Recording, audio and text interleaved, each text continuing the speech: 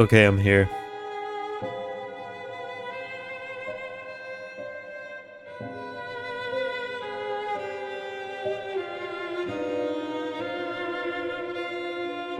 Prove it.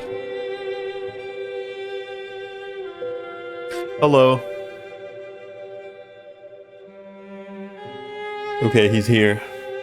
Dum dum. He's actually streaming 2 streams in a row. It's unheard of. It's unseen. Nobody's ever done it before, but here we are.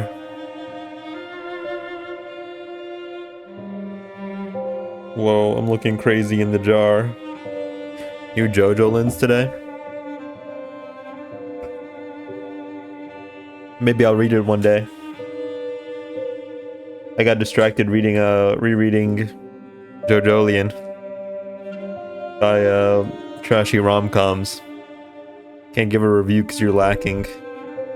Rereading? I reread Steel Ball Run, and then I got to JoJolian, and I forgot how much I hate the start of a JoJolian. And then I found this new really trashy rom-com, and I was like, it was over, man. Bruh, I'm sorry. I've failed you.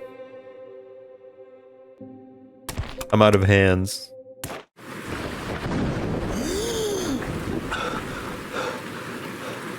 It's getting good.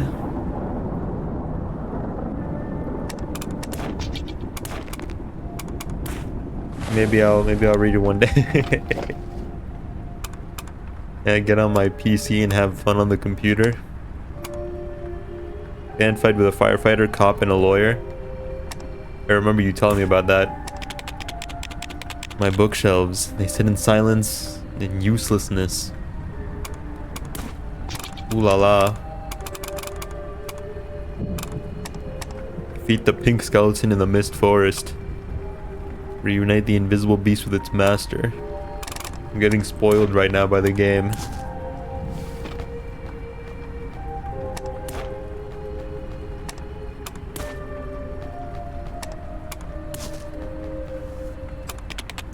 Oh, Tua. It's still raining outside. And at this moment, I'm looking at the ring in my hand under the moonlight. The ring once belonged to someone. A girl named Apple. Every time I wake from my nightmares in the middle of the night, I always find myself thinking of her. I've been trapped here for so long that I struggle to remember much of her at all.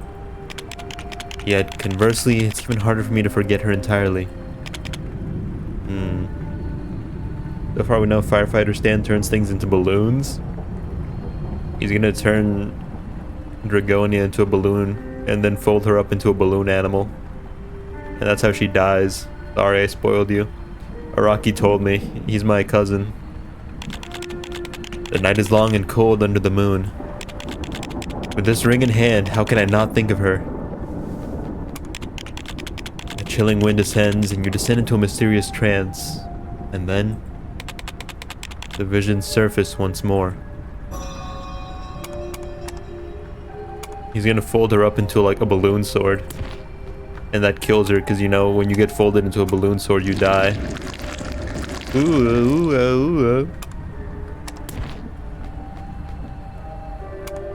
But then he's gonna use the balloon sword and he's gonna like cut what's his face? Other Giorno. I forgot his name, sorry. He's gonna cut him with the balloon sword made out of his sister. And that's gonna leave a scar on his face. And that's gonna be like his thing. A few people say Kanto 8 has the best part 1 so far. Thoughts? Highly disagree. I felt like the pacing was a bit weird. I felt like it was a bit like sometimes it was like, you know? I think that's a big thing for me. Pacing is a very big thing for me. Best part 1? Who else really competes?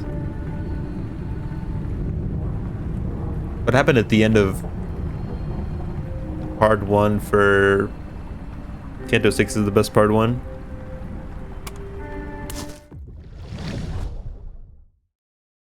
If we're just rating the part 1 purely, he lurks in your restless dreams, out of hands. Oh, the nightmare level carries over. As Gregor Samsa awoke one morning from uneasy dreams, he found himself transformed in his bed into a gigantic insect. One day suddenly. An intriguingly tragic tale. Just listen to this. Thoughts drift throughout your mind, laughing and muttering to themselves. You're half awake, trapped in an uneasy dream. Find you're unable to open your eyes and the surroundings are in disarray. Unable to open your eyes, or simply unwilling to. Yes, you're afraid to open your eyes. Afraid that when you do, you'll find yourself transformed into some horrific state. You decide to... Mirror Heath reveal was so hard.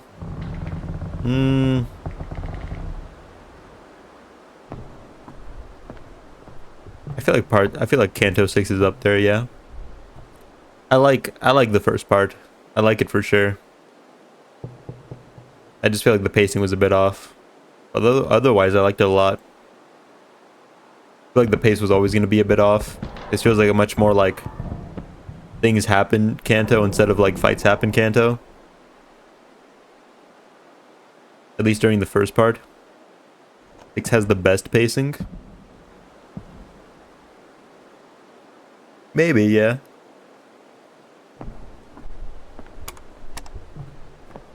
Seven, I feel like not a lot happened in part 1. Except for setup. And then like the next 2 parts felt super rushed. Part 4 was just Kanto 4 was just a slog all throughout. I think part 3 of Kanto 8 will have something juicy. 7 was all part 3 for me.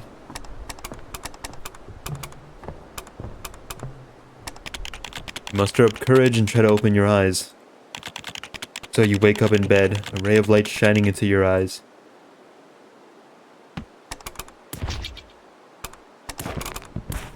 Do my cards stay cursed from the last night?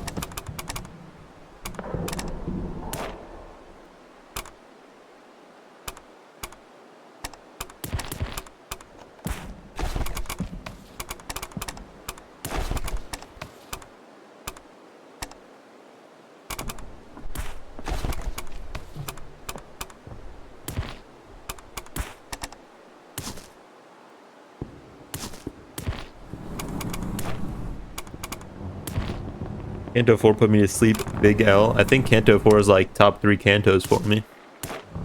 I just think it had like shitty pacing. The amount of times that you just had to fight the little robot guys for no fucking reason. A real pain.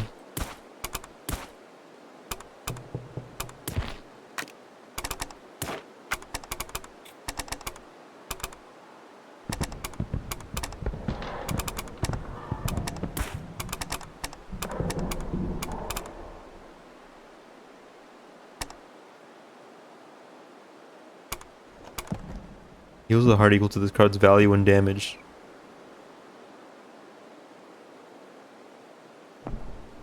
Let's fly my wings and that carries it. I disagree. Although Fly Broken Wings is probably like top 2 Millie songs for Limbus.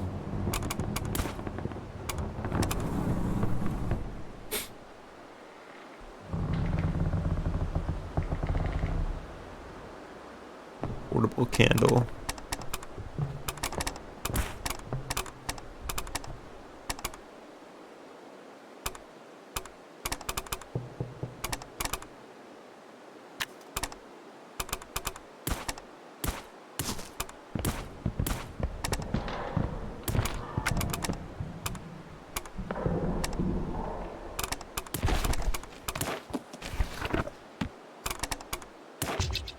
I'm gonna reduce my curse level because I didn't think this would carry over. 1 patches of violet, 2 my hero, 3 wings. I would say hero, wings, patches of violet. I actually really don't like compass.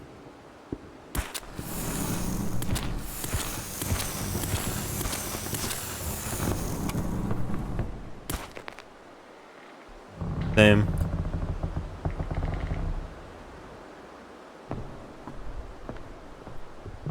I can't wait for there to be like more melee songs so I can keep ranking compass lower. You know what I'm saying? I can't wait. I'm so excited.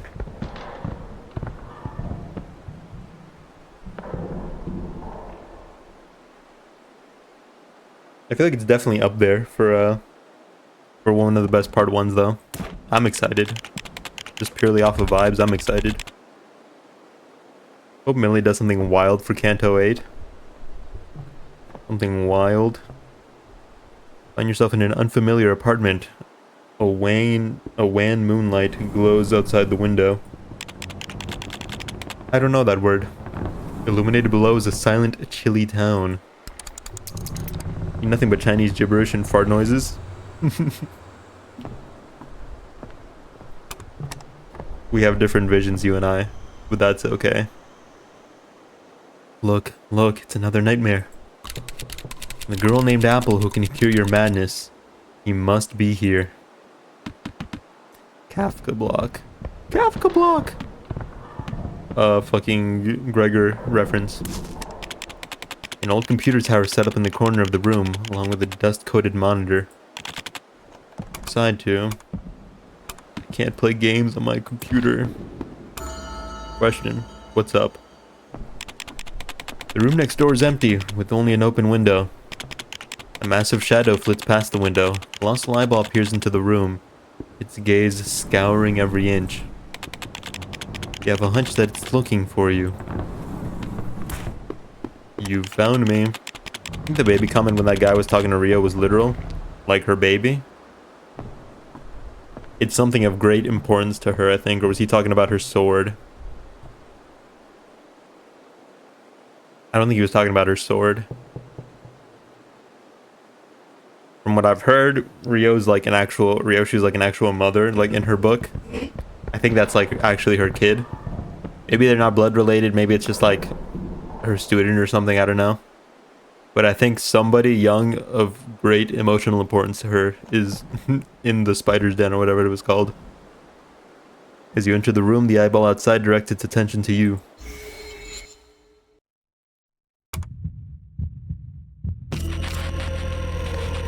Oh, I do get to keep all my hands. Outside of the window is a huge, aged face. It stares daggers at you. Its mouth forming words, it spits at you like venom. I hate you. Hate you. She left, but you're still here. You must pay.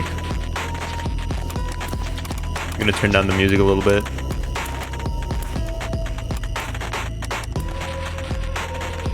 I need my murder hobo lore.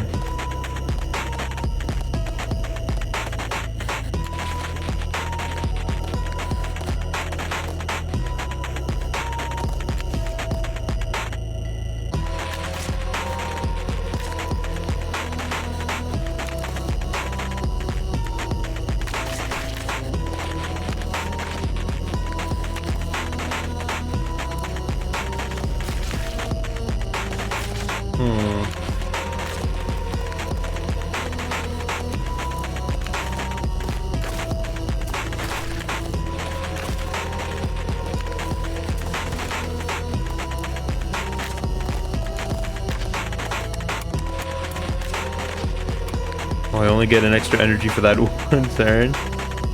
Not worth.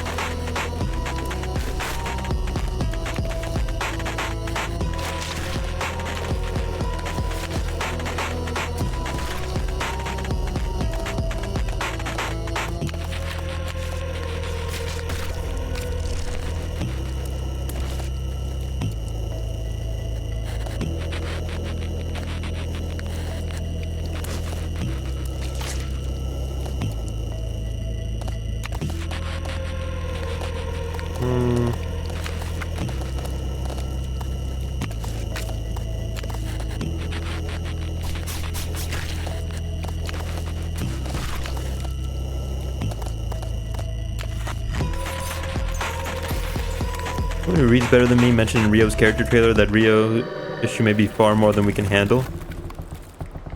It certainly looks that way.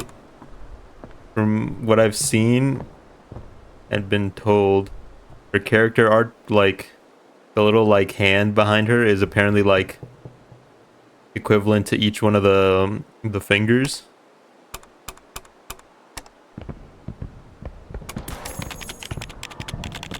It is. That's, you know, we can barely handle like one mid-tier guy in one of the fingers. A little above our pay range right now. Unless we get the huge power boost in Honglu's Kanto. The giant eyeball is uninjured. The giant eyeball is injured. Its gaze is now lifeless and dull. Even so, it still searches for you. Yet it can't keep you there forever.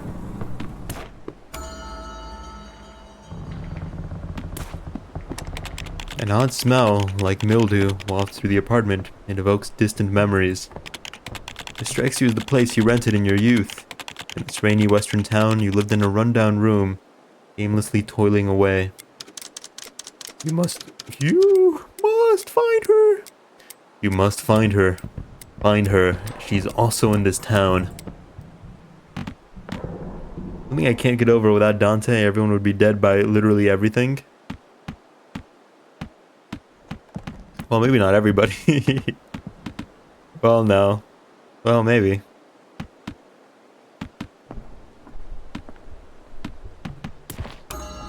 Without the contract, who's number 2? It was Ryoshu, right?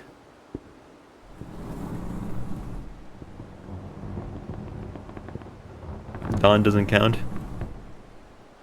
It was Ryoshu, and then I think it was either I think it was Mersault 3rd. I think Faust was 4th. No, it might have been. No, I think Otis was 2nd. Then Ryoshu, then Mersault, then Faust. I think that's how it went.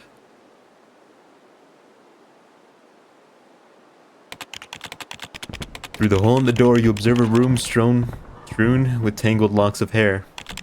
They sway, twist, and shimmer in the light with a peculiar shell-like sheen. The dreamland grows ever more distorted, confined, and painful. It's like your state of mind. Your madness is worsening. Oh, it is really? That's interesting. Oh, she is a military woman. And she's rather old. So, you know.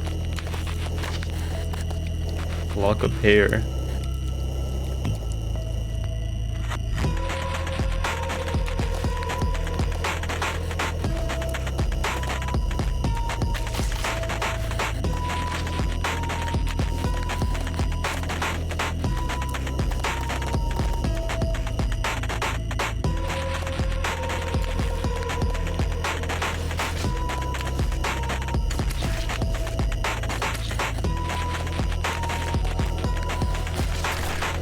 I don't know if you read the new Heishu stories. I haven't yet, no.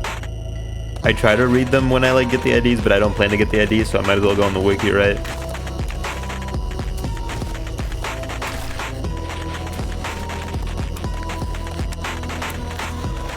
I want to say spoiler free. Can I say no? You can go ahead. You can go ahead. Feel free. Feel free.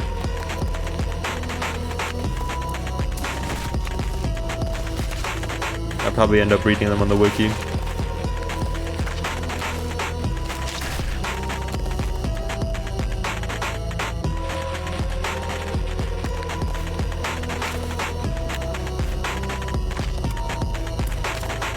Apparently Hongdu's sending them out to kill kids.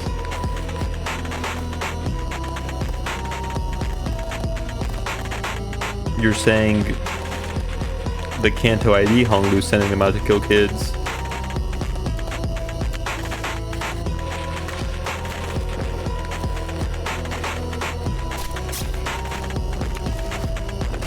Hints for the boss ID, I guess.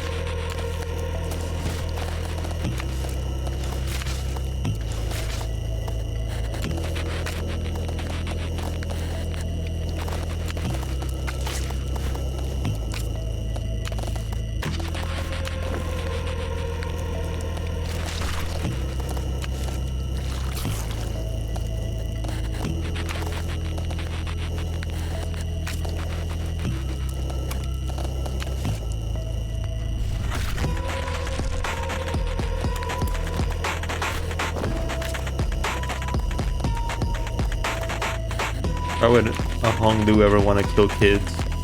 That's what we gotta ask ourselves now.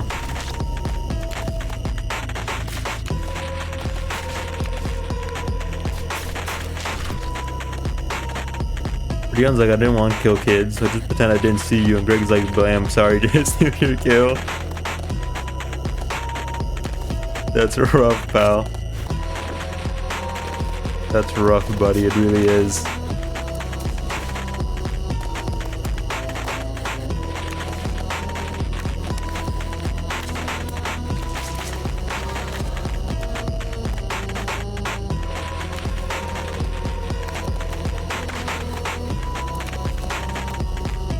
That's genuinely so funny.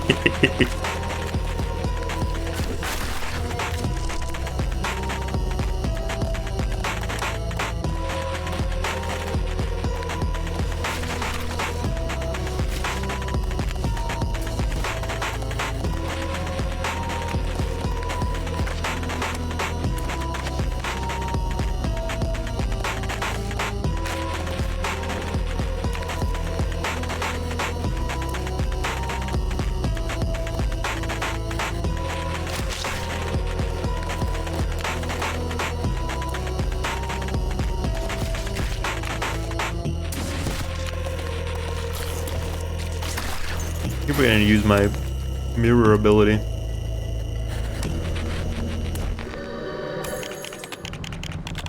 The tangled tresses drooped listlessly on the ground. You realize that the locks of hair lead to another room. Follow them onward and they grow thicker, more tangled as you progress. At the end of the room, you discover that the tresses extend from a room downstairs. Wow, what could be down there? How thrilling. In the thickest bundle of hair, you pull out a tattered pair of scissors. The blades are bent and they appear all but useless. Unfortunately, the scissors couldn't fulfill their purpose. Although they fail to sever this thick hair, they may still be of use to you. Two-sided.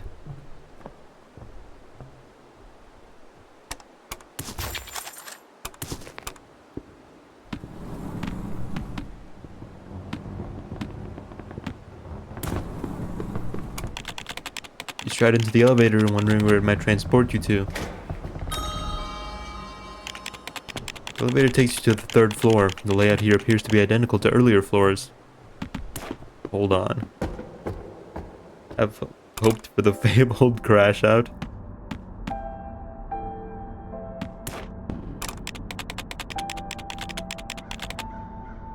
Staircase that stretches as far as the eye can see. Step by step into infinity, like a great spire reaching to the skies, the Tower of Babel. Small, weary white figures rest by the steps. They tell you, eternal bliss awaits those who reach the very top of the stairs. I still have my doubts over whether it'll happen. About whether he'll, like, get mad. Dark figures soar ever higher in the air, yet you can only trudge slowly upward, one step at a time. You can fly too, but only by accepting the darkness, its filth, like they have. Mirror world Honglu's killing kids, I have faith. Maybe that's the world where he did crash out though. But you're scared, terrified to become what they are.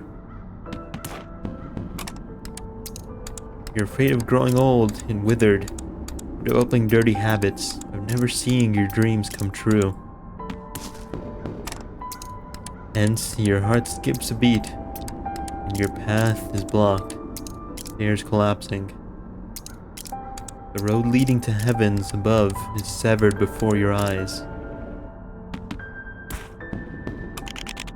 You decide to.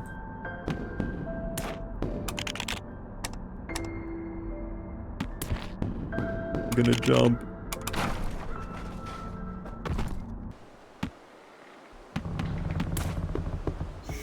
He's not the hierarchy in that mirror world, but he is a participant. What benefit does he get out of killing kids, I wonder?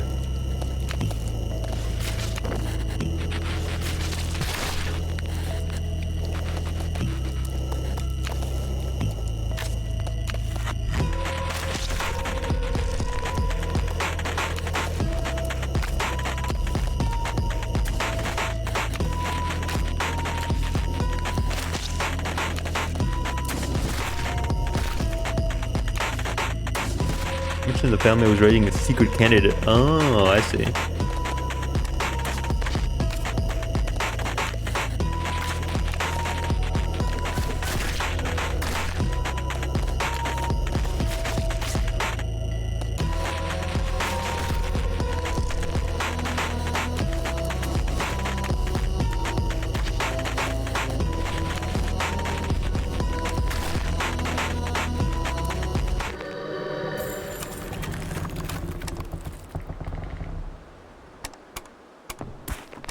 I wonder if that'll play into our story in any way.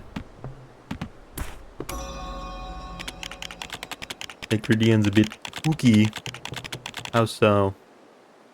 Red carpet stretches the length of the hall with unsettling animal specimens hanging from the walls along either side. A goat head hangs on this wall.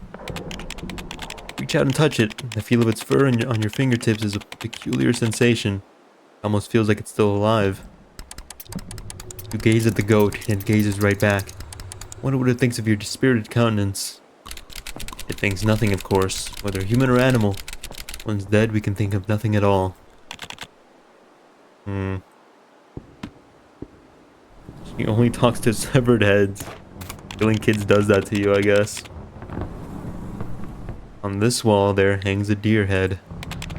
Notice an ornate key hanging from its lower jaw. Antler key. As you reach out to take it, the deer head comes to life.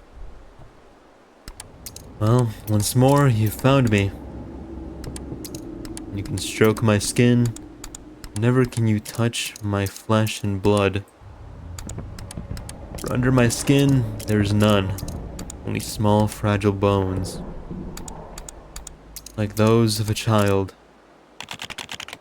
The antler phantom within the deer head gazes at you with compassion. Thought I killed you.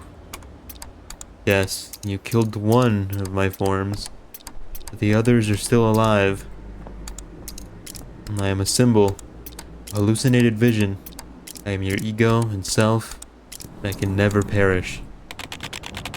The antler phantom within the deer head gazes at you with compassion. Talks to Greg about a promise Hong Lu made to her, and Greg is straight up like, "You're stupid if you believe it."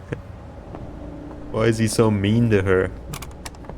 Why is she talking to him? He's not a severed head.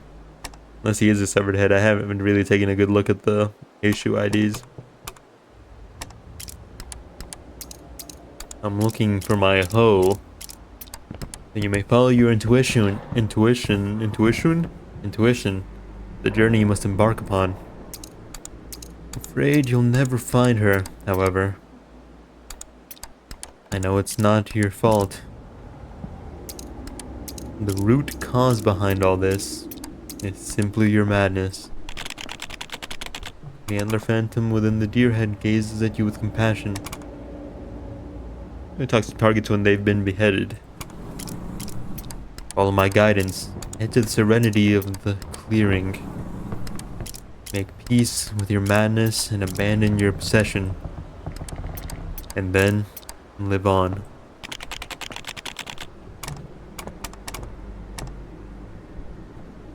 Attack it. I guess I will.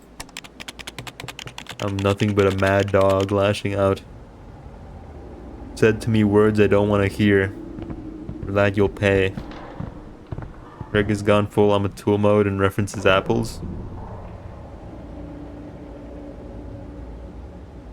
Apples are quite important to his story in Limbus proper. Because, what's-her-face died and became an apple. You summon all your strength and punch the deer head, producing a loud thud. Ow. The head deflates a little. Nothing spills from the rips in its surface. You've shattered my fragile shell. You can kill me again. It won't matter. It will serve no purpose. The naked deer specimen tilts, returning to an inanimate state. Bastard. Reach the end of the carpet on the west side, where an old and worn door blocks your way. Find yourself drawn to whatever lies behind it. Even so, you dread to peer through the hole in the door's surface. Lots of necessary key items right now that I don't have. He crafted from a bony antler. Must open a door somewhere. The reluctant creaking, the door swings open. A red carpet stretches the length of the hall, with some unsettling animal specimens still hanging from the walls on either side. Best viewers. Thanks. House is a rabbit, but Mersalt gets a bull. More rabbits. When do we get the bird, and the rat, and the dragon? A horse head hangs from the wall. Almost seems alive. You stare at it, picturing how it may have looked while still alive. Move along. No point beating a dead horse. Staring at it won't help you. There's a mirror hanging on this wall. Look, the mirror is a fascinating specimen. Human skull. Look into the mirror to see a crazed face. Almost seems alive. Gaze at him and envision how he might have looked while alive. No, enough of that. This is just a mirror. It's your reflection. Ishmael could get a rooster. You can see that.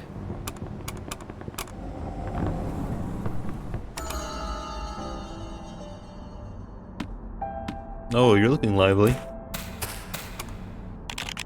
The deceased remains are gone. In their place is the hulking figure of the antler phantom. I thought I killed you, beast. I would remain, even if you were to slay me 1,000 times over. I am a symbol, a hallucinated vision.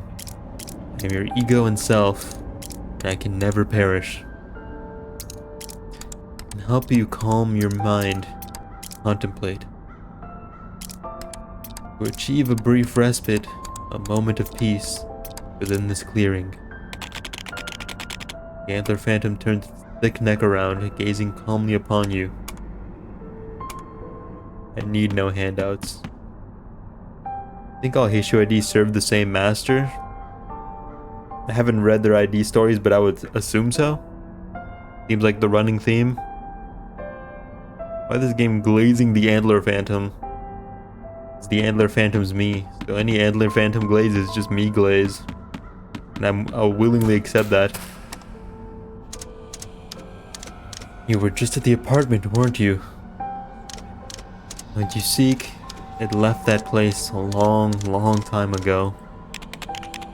With that, Mania lets out a string of chuckles. Wrapped up in bandages, Mania gazes at you like you're some fascinating specimen.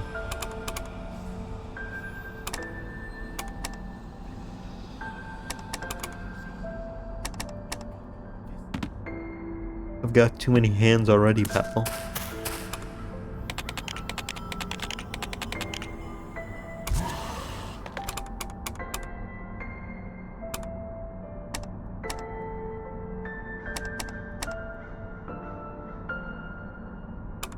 Hmm.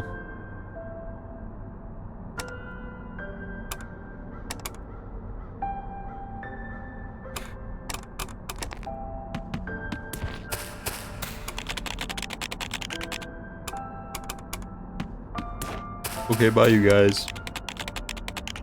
You head on through, leaving the clearing behind. You return to an apartment shrouded in dreams. Colossal mouth is wriggling and chewing outside the front window. Observe its glistening white teeth.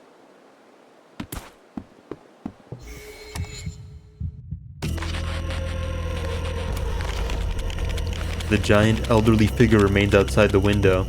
His expression burns with rage and fierce sorrow.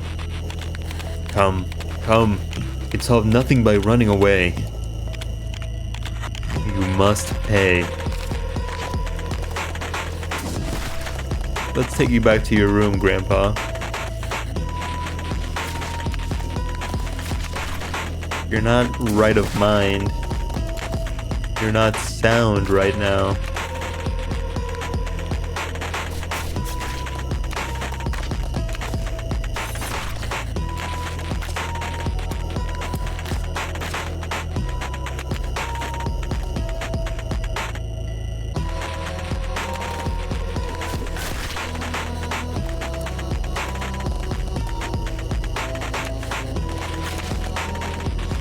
Music has P-Moon vibes. I hear it, yeah. Oh yeah. Oh yeah.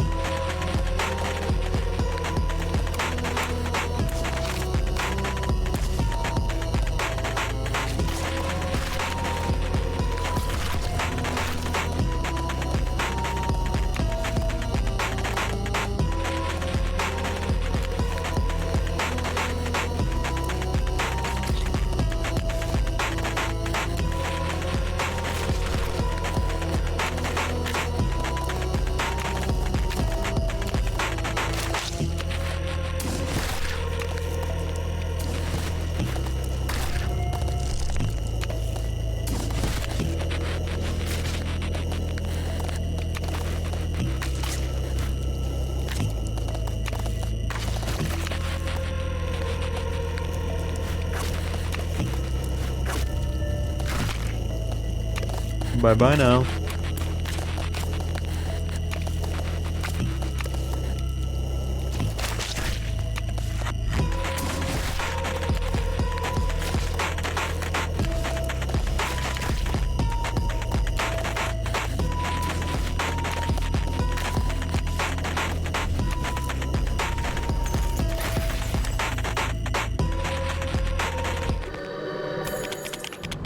The wizened behemoth continues to bawl and pace before the window.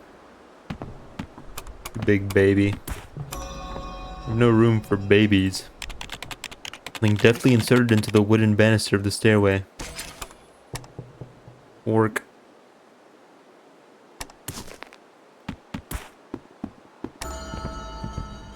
Figure on the sofa.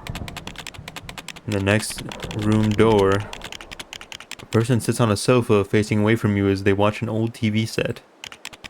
However, the TV has no signal. Green flickers with static. White noise fills the room. Vending machine. Durian glove. I bet he had a ton of fun making this. I bought a green screen a while ago and I've been trying to mess with it. But it's kind of hard because I have so little room. And also I have no experience with all that sort of stuff. But it's been fun. When dealing damage, also inflict an equal amount of bleed on the target. Sweep weapon. Keep a roll.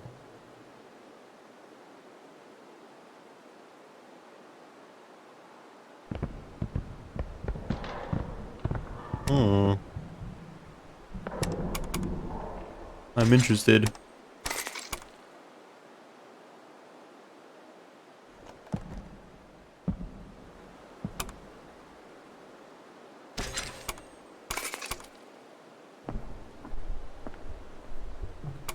I just realized that maybe I should have bought the stuff from the last vending machines.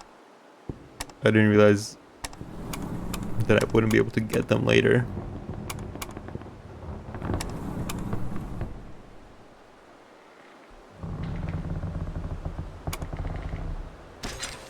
Oh my beta.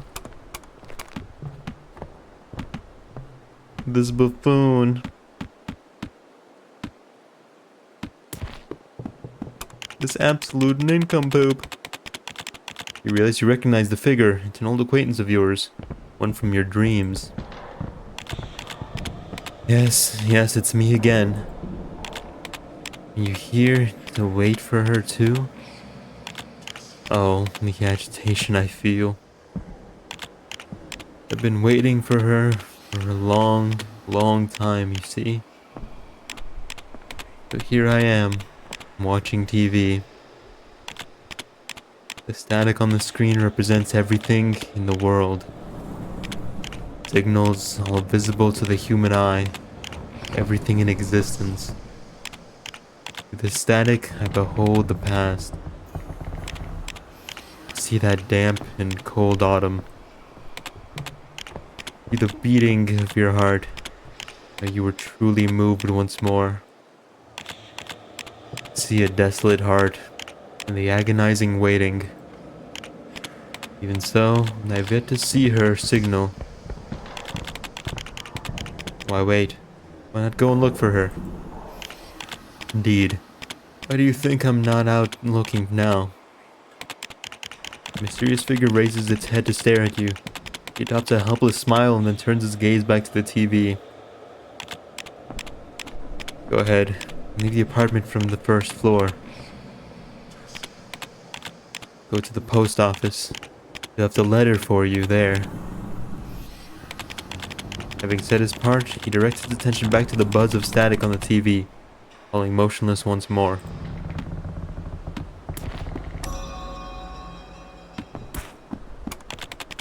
The elevator on the second floor is also out of order.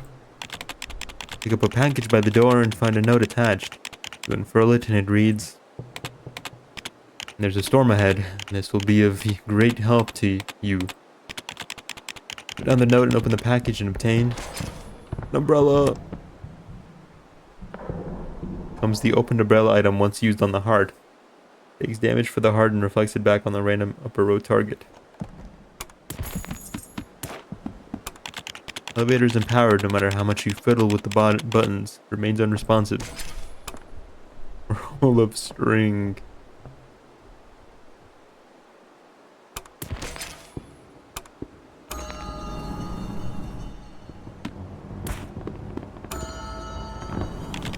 Water inundates the room, flowing across the floor like tentacles, intertwining and spreading in all directions.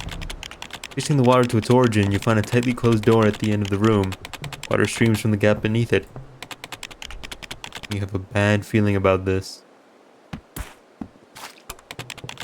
You step closer, peering through the peephole to see a room filled with water. Something most peculiar floats within. Don't panic. These are all mere hallucinations.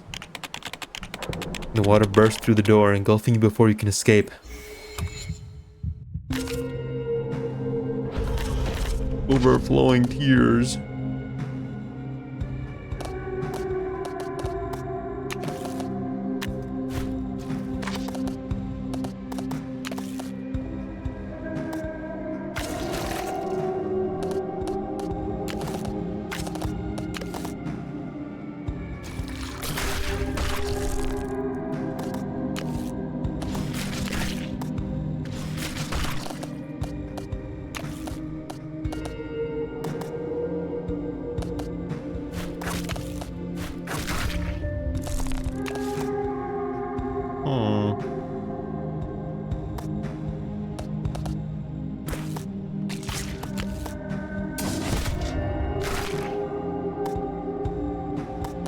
Am I cooked? I think I think I'm cooked. Oopsie daisy. No, I'm fine.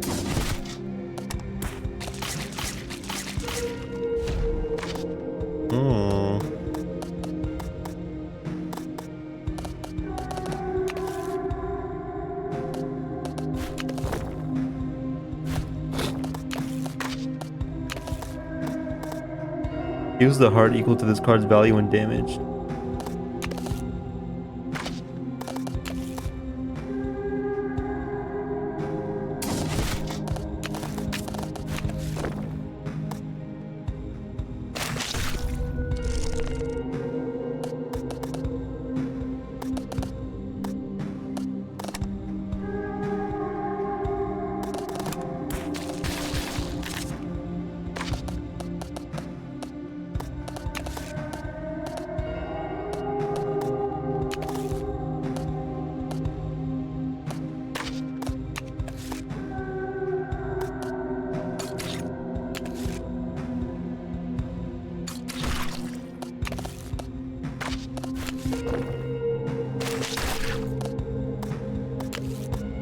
Hmm.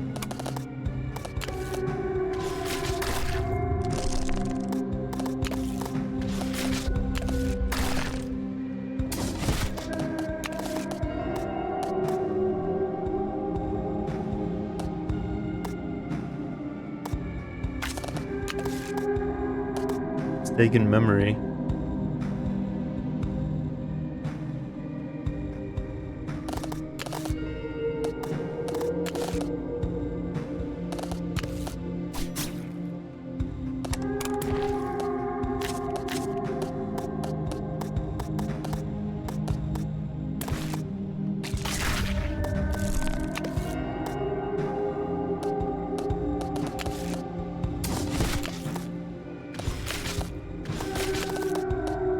I'll finish this right now.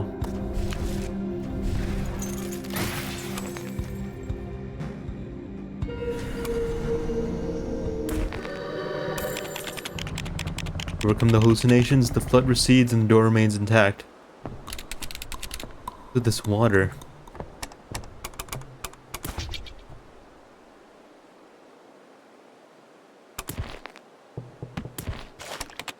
From the pooled water on the floor you pick up clothesline.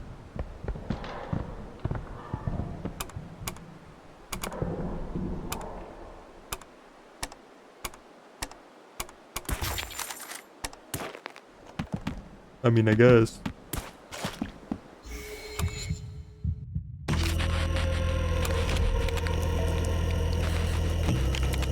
The elderly giant's footsteps outside echo, shaking the ground. His roar pierces the closed window. Up from outside beyond the window.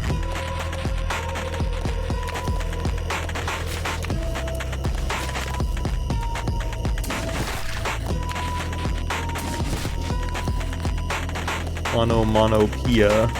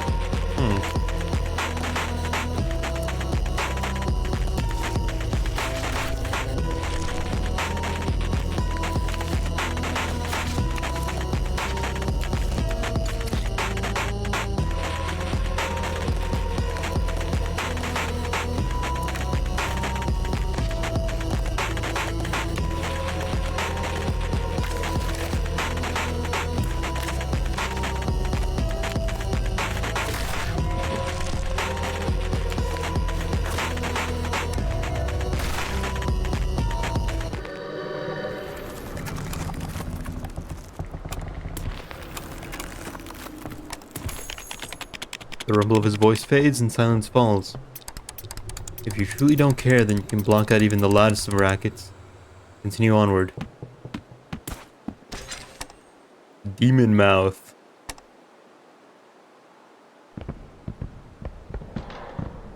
I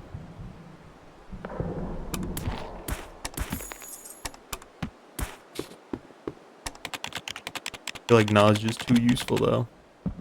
Scour the floor, searching for an exit from the apartment building. Not long until you spot it. The floor here seems hollow beneath your feet. Below the carpet, ripping open a hole, below is a dark underground passage. You decide to Down into the passage, but you realize there's no steps to support you and you fall. You plummet down into a dark abyss. There you see your reflection in a vast subterranean river. Clearly your mirror image, yet you realize something's different, reaching a hand out to you. Hello, pal. When you move, the reflection remains still in place. As soon as you fall still, it extends a hand out to you, as if beckoning you nearer to the water's edge. I'm gonna trust you, buddy. You approach the water and your reflection. It opens its mouth as if saying something to you, yet you can't hear its words. So you lean in ever closer, hoping to make out its message. Can you hear my voice? I said we're all waiting for you. Suddenly the voice cuts through and startles you. Wait a minute. Who are you? I'm you, of course. We all are. If you're the true you, then we're your thoughts. If you're your thoughts, then we're your consciousness. If you're consciousness, then we're your subconscious. You'll understand soon. Now come on. I've been waiting for you for so long now. They fade away. Behind you there appears a large cavern. We're all waiting for you. Come quickly. Okay.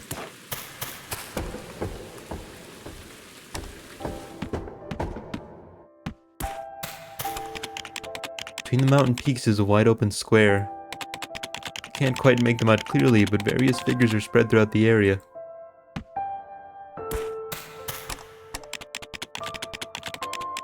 You light the bonfire, Dark Souls reference. At the square's center, the shadowy figures all around take on a more solid form. This peanut gallery of freaks. And they're all me. I'm the freak.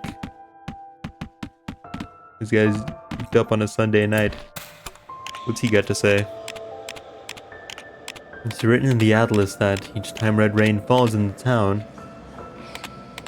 the buses will flood and grow waterlogged, and the evildoers will taunt you with glee. Yet, the light of that mockery is the key needed to enter the soul labyrinth.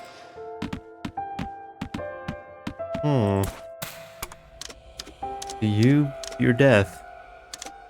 Apparently, there's a small utility room on the second floor of the teaching building. And there you'll find my master hidden. Show him. Oh, right. I forget that I picked these things up. Oh, so you found the utility room. Then I'll lend you this page. Now, you can't take it away. Just stand there and read it. Call of Cthulhu. That is not dead which can eternal lie, and with strange eons even death may die. Cthulhu. A hidden master will read this page to you and reveal your plight.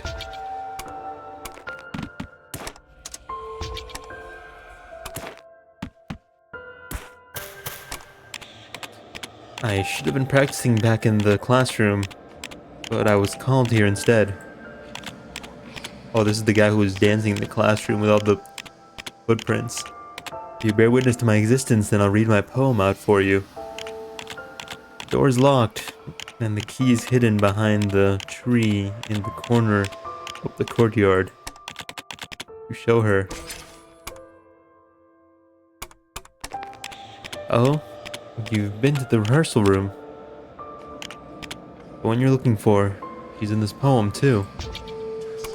A wind blew out of a cloud by night, filling my Annabelle Lee.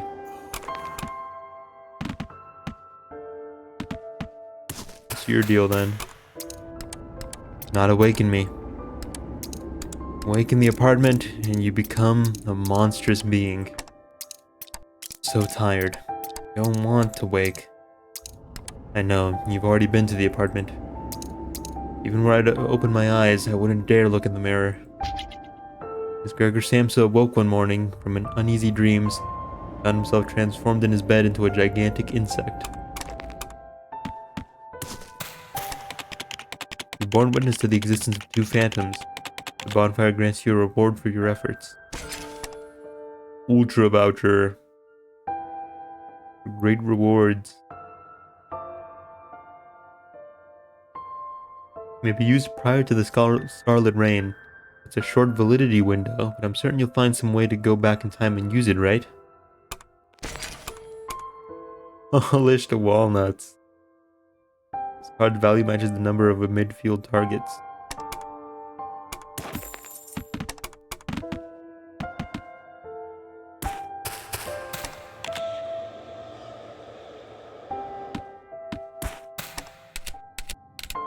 I'm waiting. Waiting for others, for letters, flowers to bloom, and the rain to stop. You'll understand once you're this way too, the way that I am.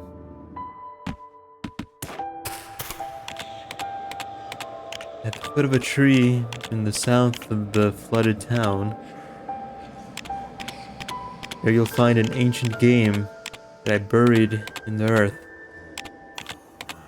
Take it to your bedside with eyes screwed shut.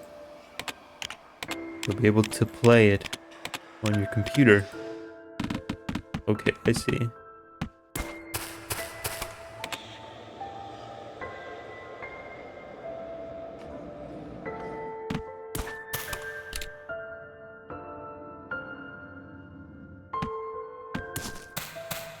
I'm gonna have to come back here eventually, once I fulfill these requirements. There were once many boatmen and lanterns along the river Styx.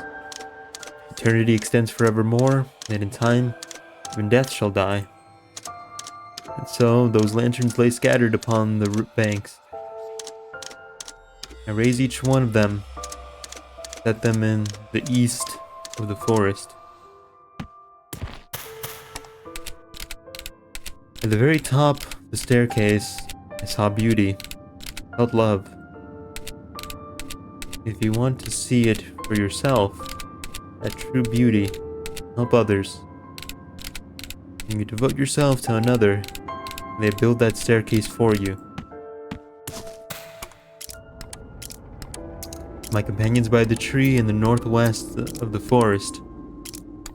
However, one must ring a bell in order to summon this companion of mine. First the thick layers of the hand forest. Reach the riverbank behind the phantoms. There you'll find the bell and I waiting for you. Sorry, say that to me one more time.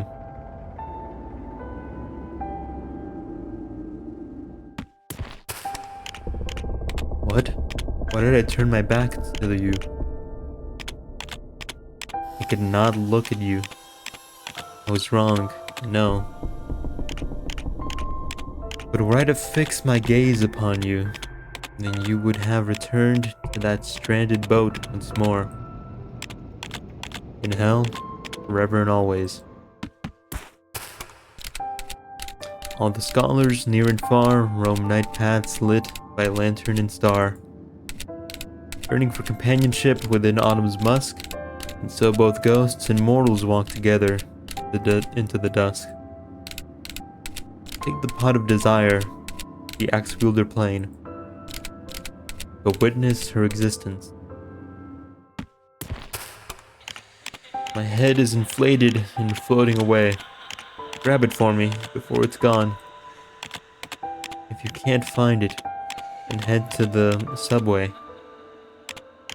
Find a pair of eyes that will show you the truth. Focus those seeing eyes upon the crack in the apartment. They're inside. Doesn't make sense now, but it will eventually.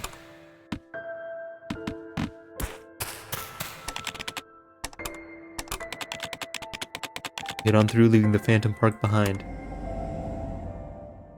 This will all make sense eventually, I know it.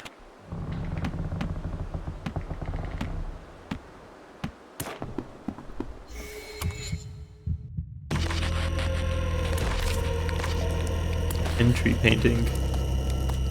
That's some hotel art if I've ever seen it.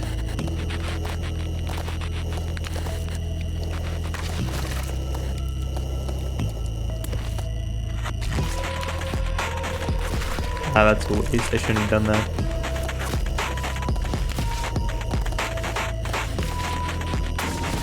I'm done entirely.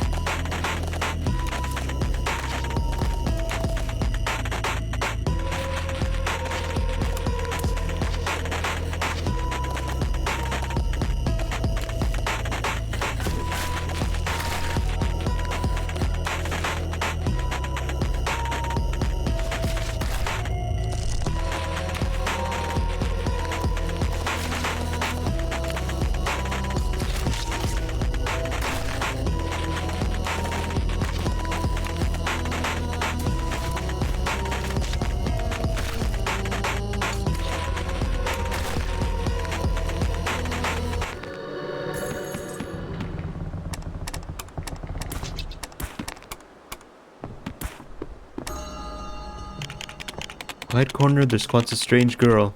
You don't recognize her. She's missing her head. How do you do? Approach the headless girl, but as you do so, she begins to speak. Well-meaning fellow, tell me, can you help me? I seem to have lost my head. That's a real knee slapper. Within it are all my thoughts, all my love. I'm already dead. Soon I will fade and disappear. But can't be without my thoughts. I need them. Can you help me and find my head for me? It's swollen to a huge size, about the size of a room. Oh, right. Perhaps it's in one of these rooms. No, I think it's in the subway. Your voice sounds again as you walk towards the light. Oh, there's a pickup slip there, too. Somebody asked me to keep it for them long ago. Someone else. And I've waited for so long, though, that I can't even remember who they were.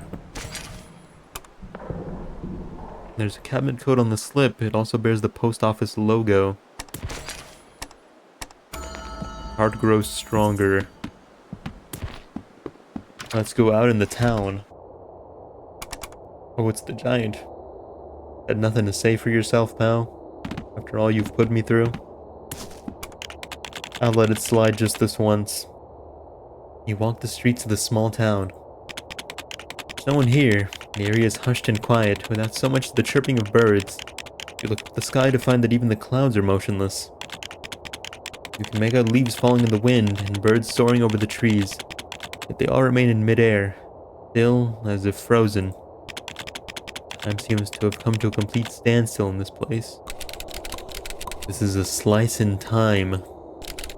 Time ceases to elapse here. Nothing takes place and nothing ever will. Hey, buddy. Outside the apartment, there crouches a huge, ancient-looking figure. Covers his injured face with a hand, bowed in silence. Where's Apple, bub? I hate you. Hate you. Took her away and lost her. My beautiful daughter, my Apple. Why didn't you protect her? I'm gonna ignore that. Why are you so huge? Before a star dies, it expands and becomes a red giant. Hold that thought, pal.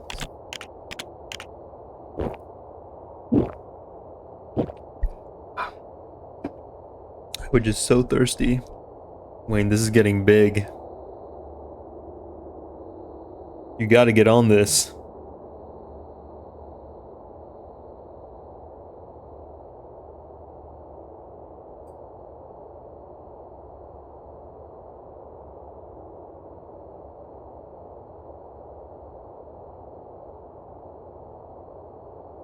Oh no, that's a nipple.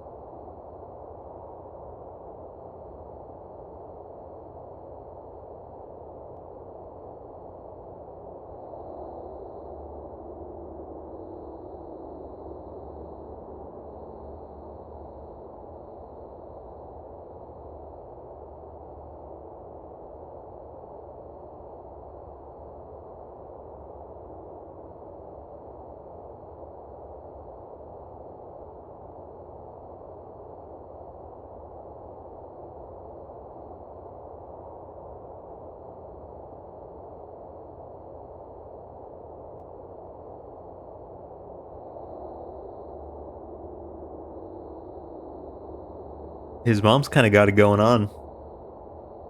As fly dies, its body swells and grows. And death brings with it expansion and growth. The rage I hold for this world. As I've grown old, it is warped and swollen, growing cumbersome. Now I can only pray that the same will happen to you one day. Get on the Marcus train, Wayne. I'm begging you. I'm not the kind who likes to ride on others' coattails.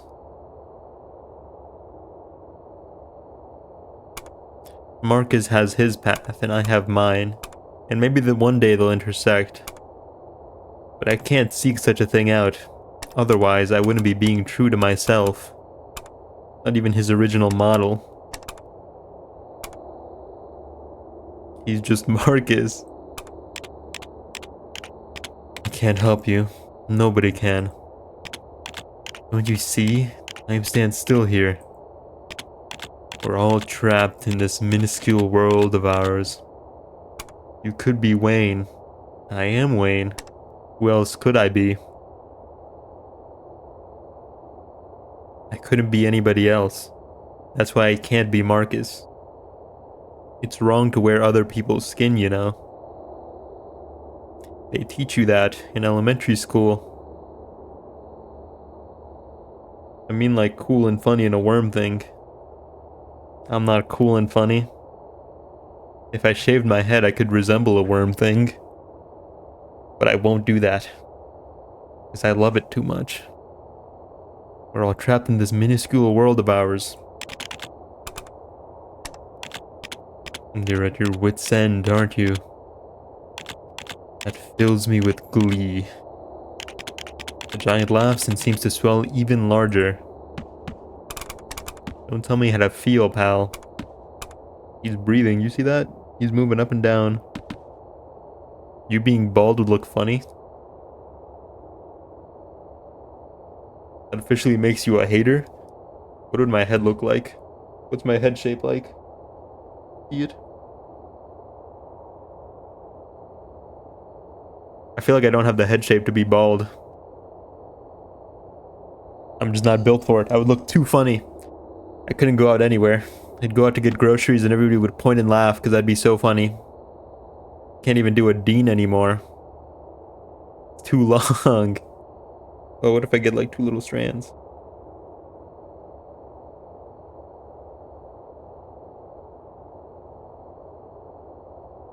This is kind of a Dean. Kind of got like the middle part going on. Does this please you? Dollar Tree Dean head ass.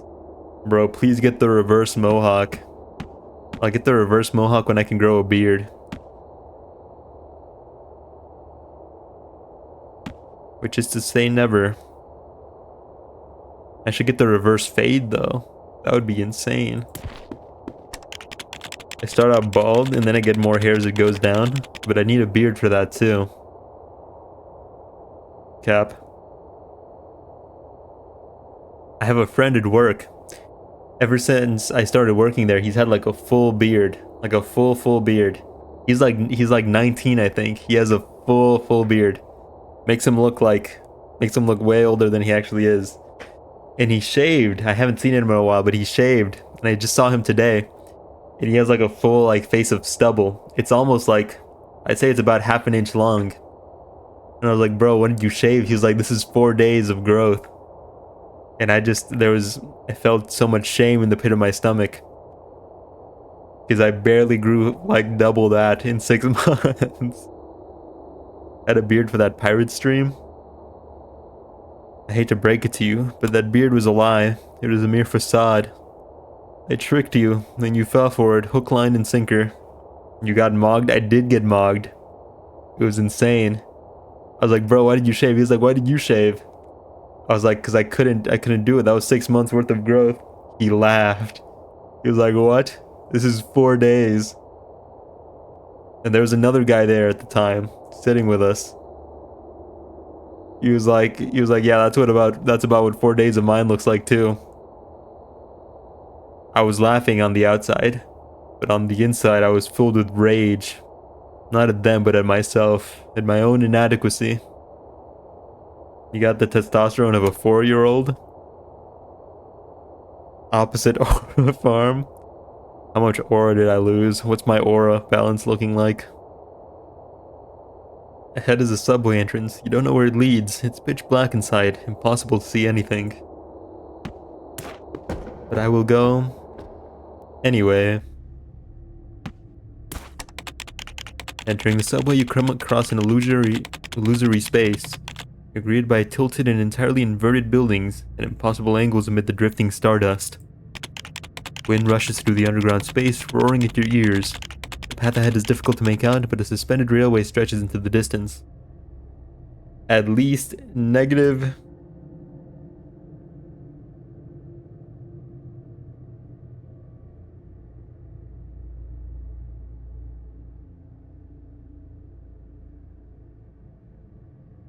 Can you put some commas next time?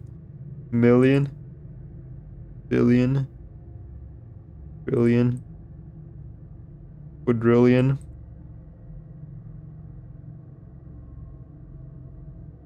Quintillion. Sextillion. Septillion. Octillion. What's 9? 9-tillion. Decatillion. It's more than... It's a lot. It's a little. It's very little. Very little aura. I don't know. I can't count that high. I'm sorry. Listen, I don't know the word, okay? Decatillion. Something like that. Maybe.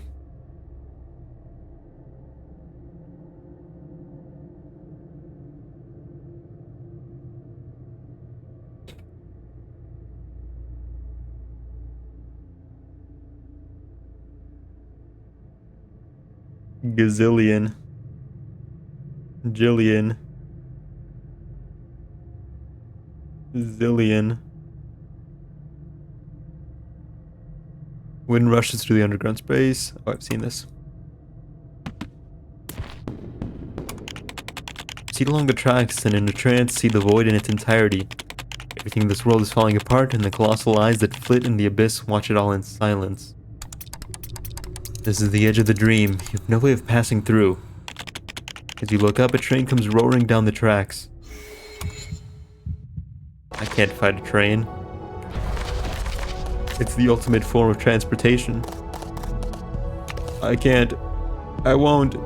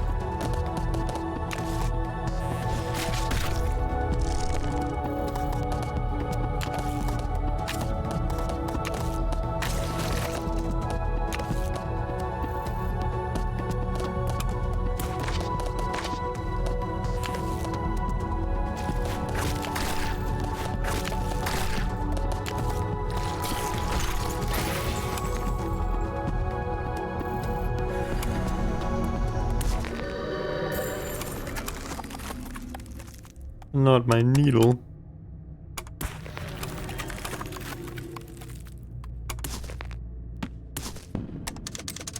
Danger up ahead. We can't go this way. Standing at the end of the tilted building, you're suddenly engulfed by a surge of emotion. Are you afraid? Yes, that's right. Proceed with caution, as if you're walking on thin ice or standing at a precipice edge. New organ. Abyssal mouth. I wish there were more organs.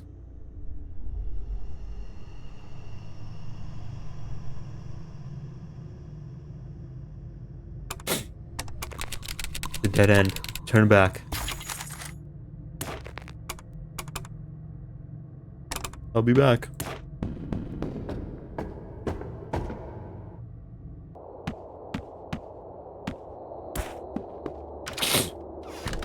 I'll switch to that mouth.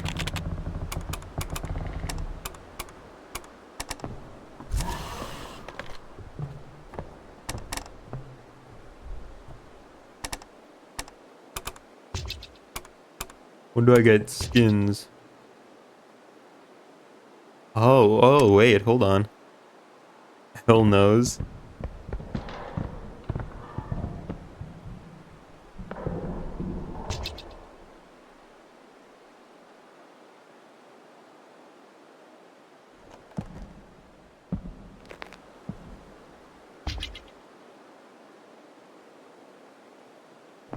You can import your own, like, things.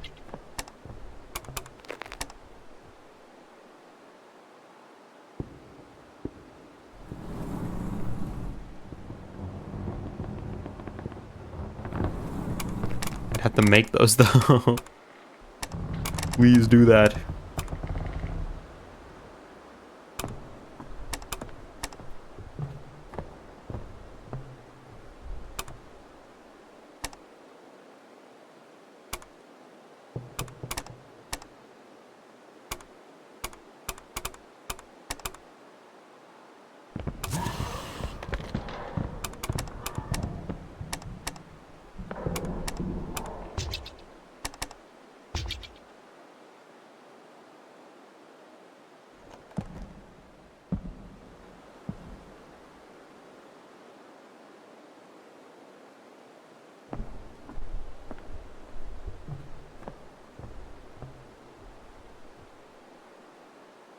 An effect type. You also, it feels like you can make your own card. No, it's not real. Neat.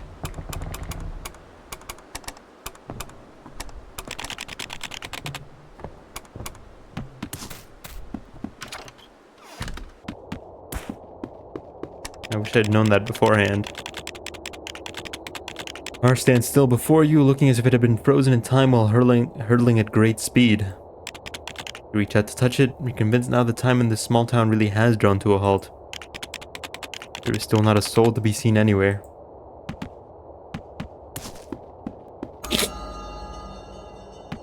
Supermarket. Supermarket is dim and dark, devoid of any sign of life. Do a little bit of banditry.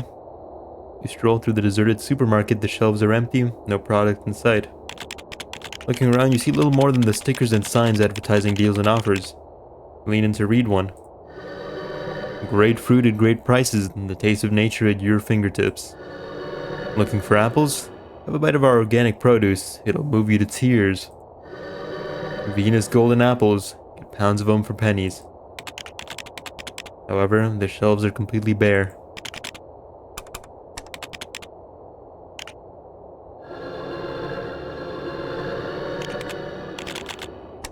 Out. Ah. Hello? You shout into the supermarket but receive no response, and your voice echoes through the empty space. Then a shadowy figure suddenly emerges from behind the counter. Ah, so it's you, friend. Yes, the supermarket's mine too. I've only just hauled my wares over from the school convenience store. I'm gonna read the new JoJo Lens chapter. I'll try and give a spoiler-free review. Appreciate that. What are you after then? Ask how much the axe on the counter costs. Let me use my voucher first. The owner takes your voucher and fetches from the shelf a slingshot or a fan. I want the slingshot. Long handle gains two while two-handed. Cost of energy. Shell to an upper row target, also dealt to all connected targets.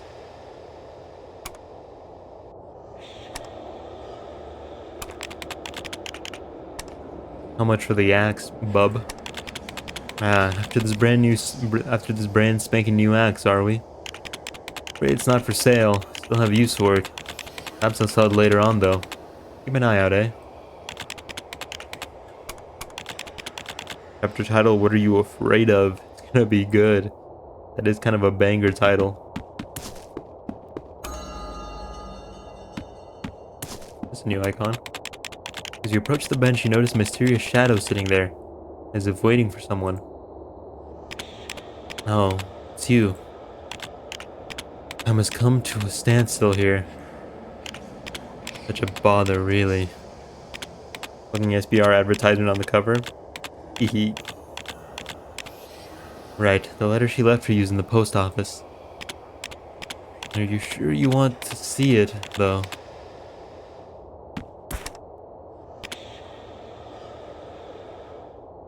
What are you saying?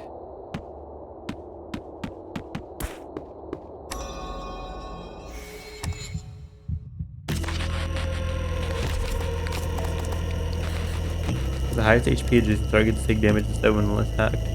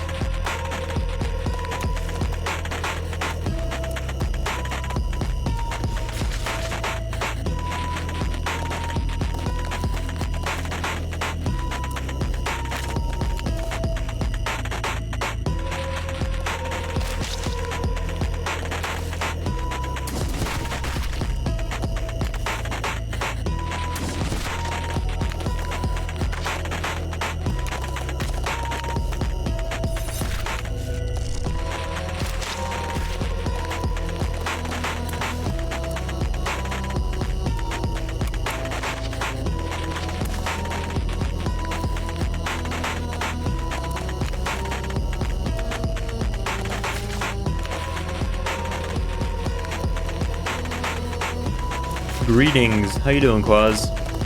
How's it going, man? Paco's a real one?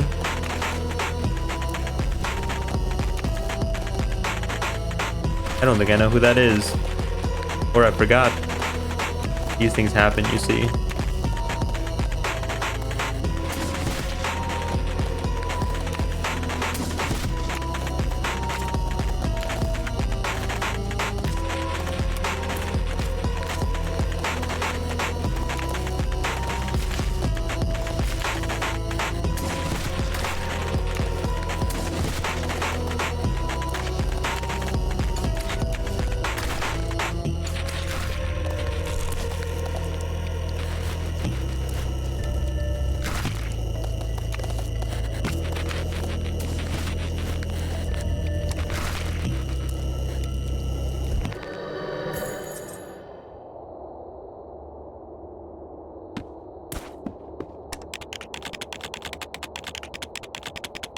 There's another subway entrance ahead, shrouded in darkness and occasionally bursts of rumbling and whistling sound from within.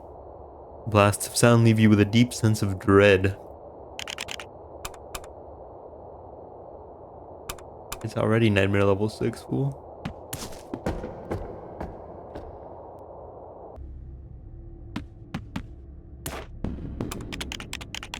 This is an illusory space, greeted by tilted and entirely inverted buildings at impossible angles amid the drifting stardust. Everything is falling apart. A colossal eye looming in the depths of space watches on in silence. Come up a tilted building. Not far away, a railroad fades into view. And then, a train whizzes by along the tracks. How many times I gotta teach you this lesson, pal? Acolyte illusion.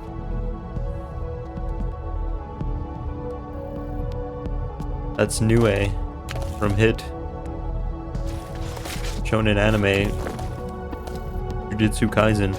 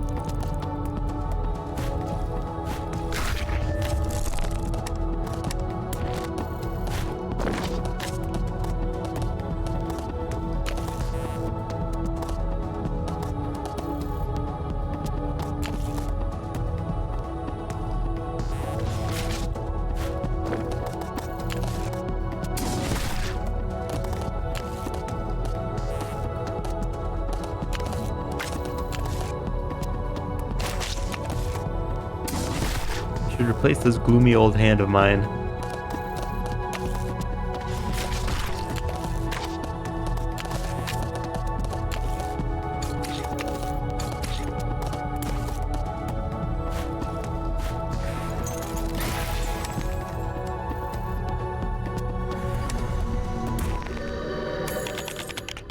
Draws to a stop, its lengthy metal carriage snaked between suspended buildings. Looks like you might be able to proceed across the tops of the carriages.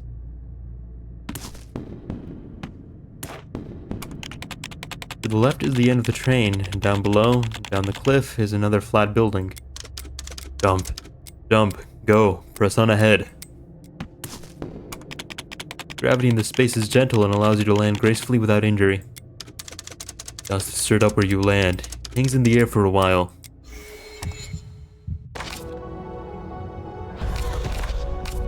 The dust bunny wants to fight me. You're out of your league, pal.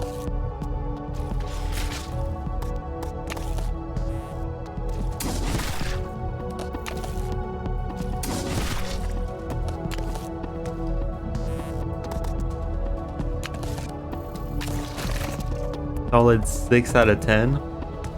Only slightly above average. Good character development.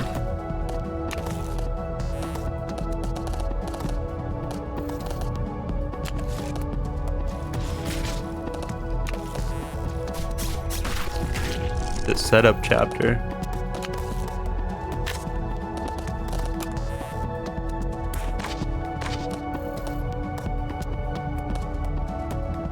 Next chapter is the real fight.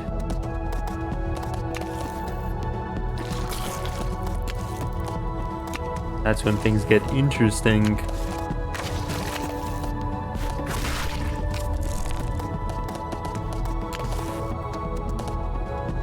Paco's a G. Which one was Paco again? Do I know him?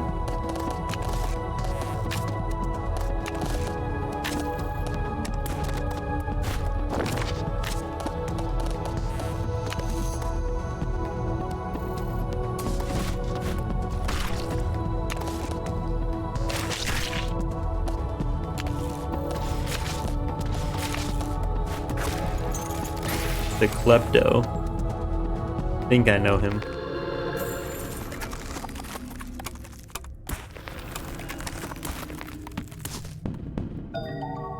Ray of light. That thing I need for that one guy in that place. A ray of light shines through the mist, illuminating the recesses of your soul. You must have passed through here, leaving behind a guiding light. A beacon for you. He's in chapter 1, so you just forgot. I forget a great deal of things, it's true. Or perhaps this is but a flame that burns in your heart, illuminating a path in the darkness. No, no, it must be the light from a muzzle flash. Only through battle can we achieve a brighter tomorrow. Mystery or action? I'm not liking logic's judgments ever. Whoa. Apparently he's best Joe Bro of all time. He's the Jote. The Bajote.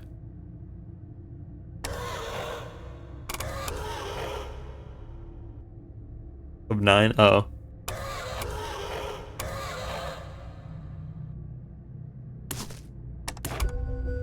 It's gotta be the gun, I'm sorry. I got the girly gun. Like from that one meme. A ray of light in the void illuminates the secret in your heart. Recall her gaze, and the hallucination of love it cast upon you. How it made you dependent. And the powerful throb of affection. All are hallucinations. Ethereal visions. All in vain.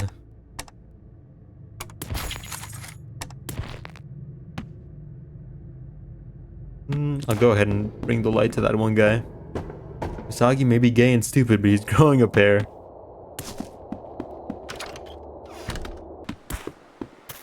Why is that a bad quality?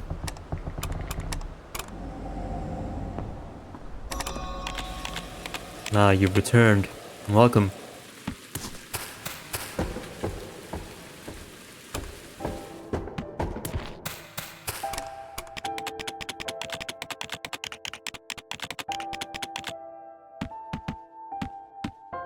Who wanted light?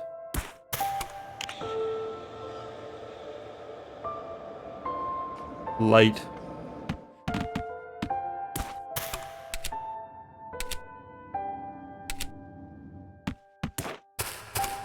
I think it's that guy.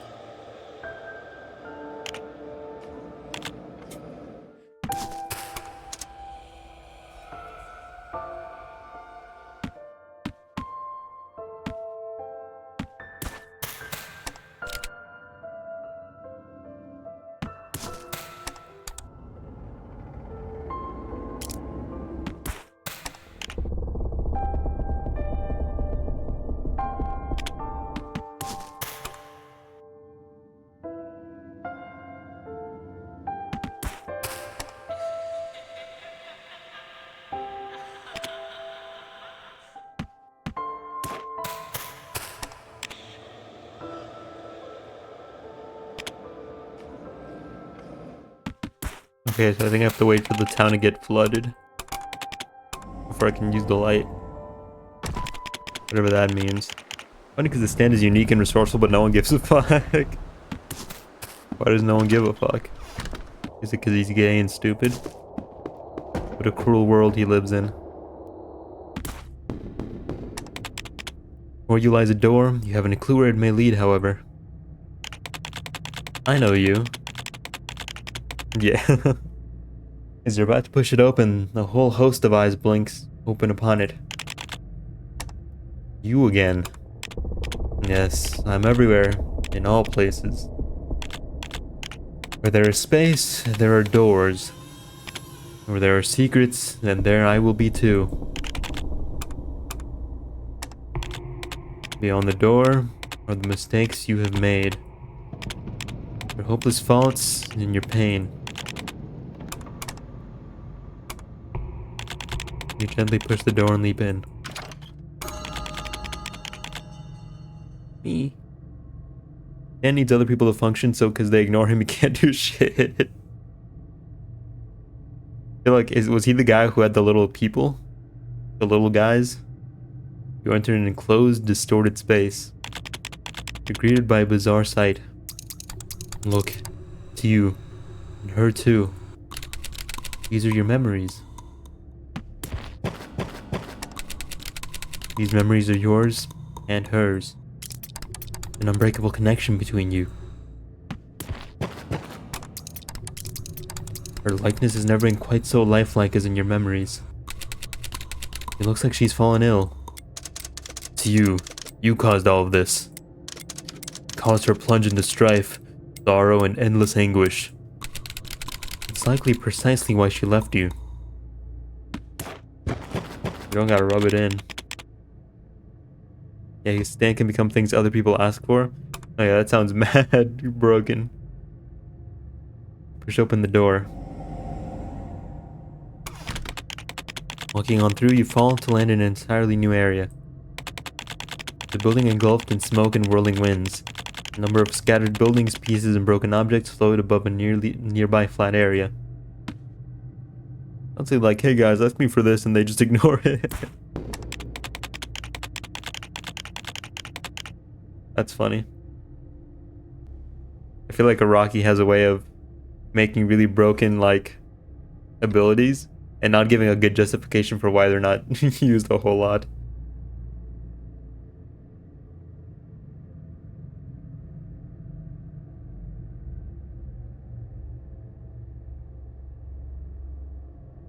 Or just having the character not do things. Forgot what the guy was called. The guy who had the hand. He never got a solo fight. I think that's a crime. Proceed the center of the winds. You proceed the center of the winds where there floats a fragment of a mirror. You hold it gently and turn it over, taking a closer look. Your eyes are reflected upon it. Verity eyes. I need that, don't I? The last train. Bakadeno. Is that Tun Sahur?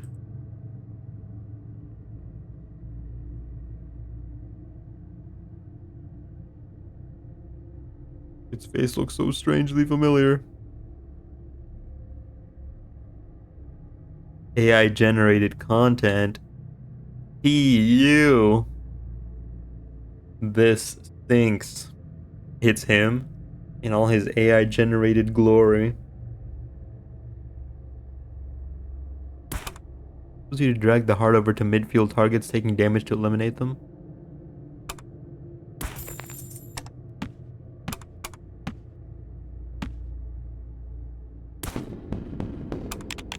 Heading right, you reach a small building peppered with ad posters. Maybe you could ascend by scaling the side wall. Okay. You climb the small structure and reach a fork in your path. I yearn for blood. Ooh. Finger on the back.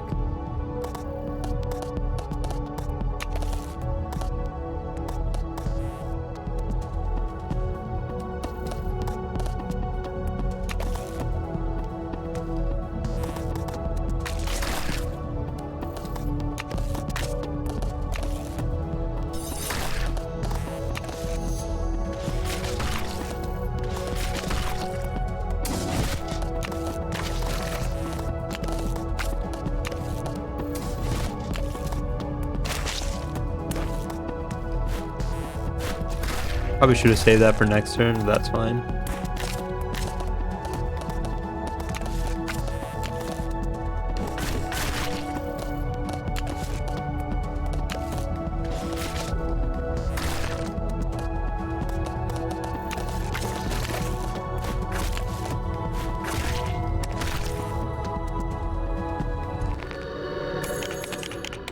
When you rid yourself of hallucinations, you find you've reached a dead end. Try to find another way. Before you lies a door. You haven't a clue where it may lead, however. As you're about to push it open, a whole host of eyes blink open upon it.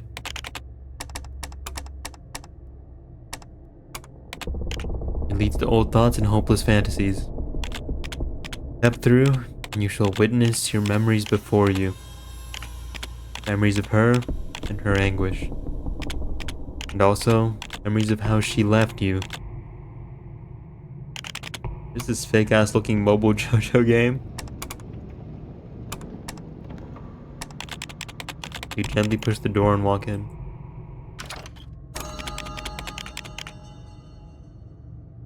What's it called? You enter an enclosed, distorted space.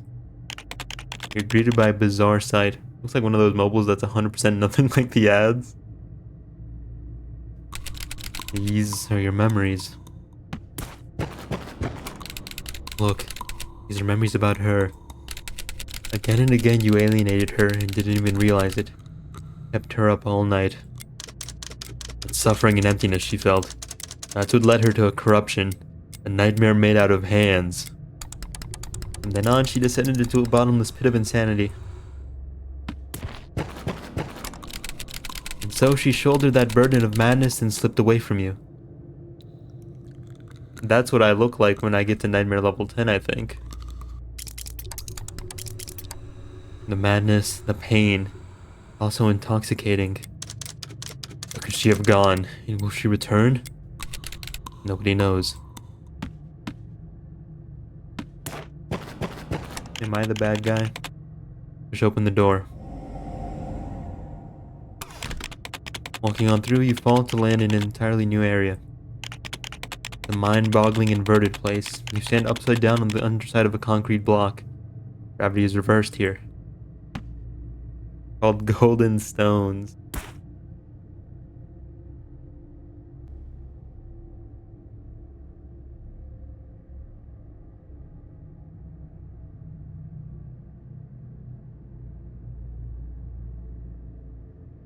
Log in to claim 3,650 draws free. It has a fucking picture of Joseph and it says Lincoln Minoko. Me, Lincoln Minoko. Odd blood battles. Build powerful teams.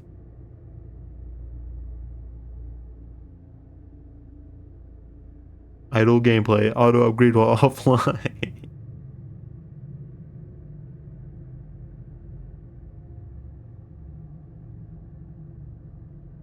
Casual minigames. There's a fishing minigame.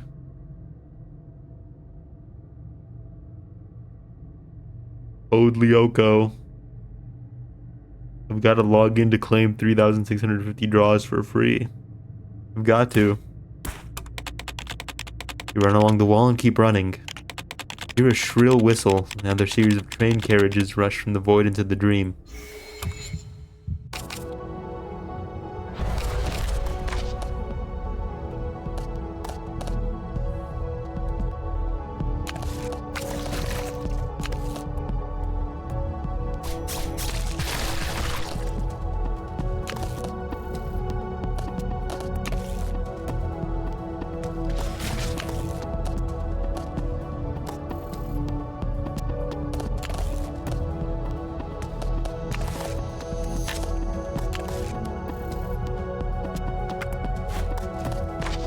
Code Lyoko Season 2 is live action for some reason.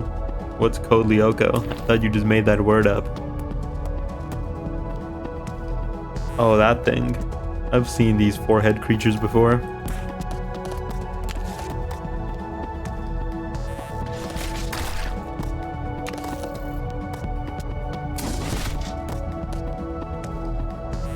An old TV show. I remember. The memories surge back to me. Oh.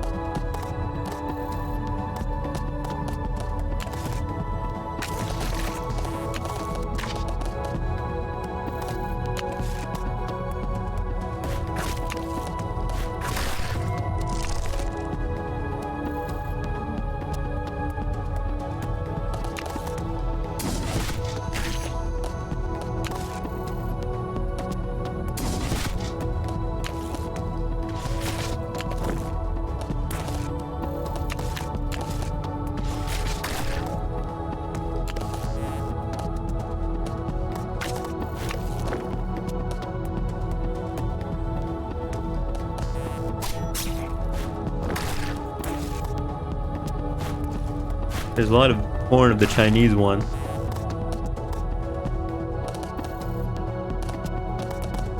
Good for her.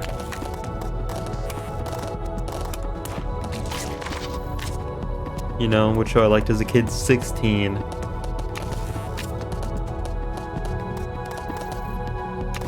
was pretty okay.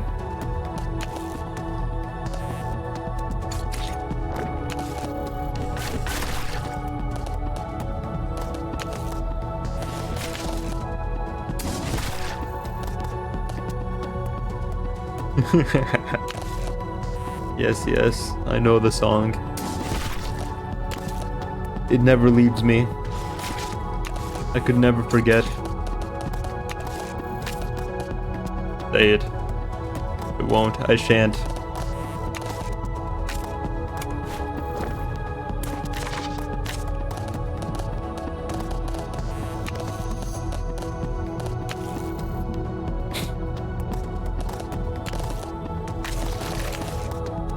I wouldn't dare speak such things.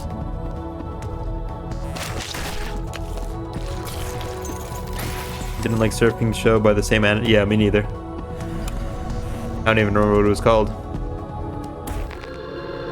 It wasn't as good.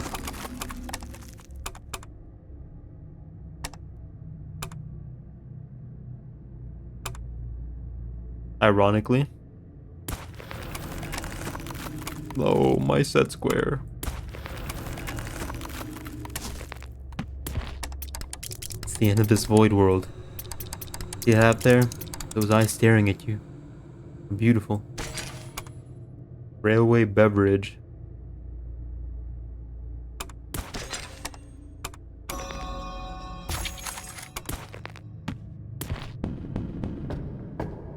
Chinese one from 16 also had a lot of porn. I wonder if there's a correlation. Wait.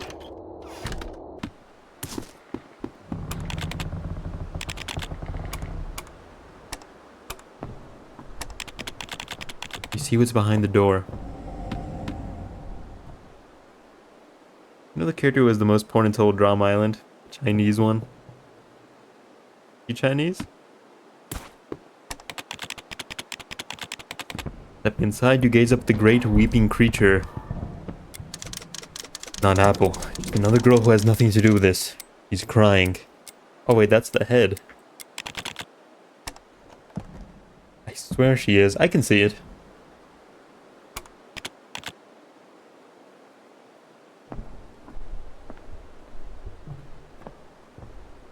I can see it.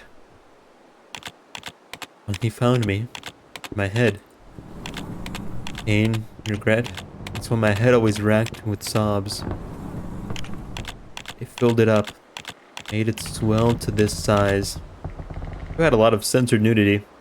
I only remember one scene of censored nudity, I think. The scene. Can you help me escape this room? Try to push her. Her skin is icily cold against yours. Her head is just too huge. There's no way it'll ever fit through the doorway and leave the room. As a kid, I was always like, where the fuck is the uncensored version? I need it.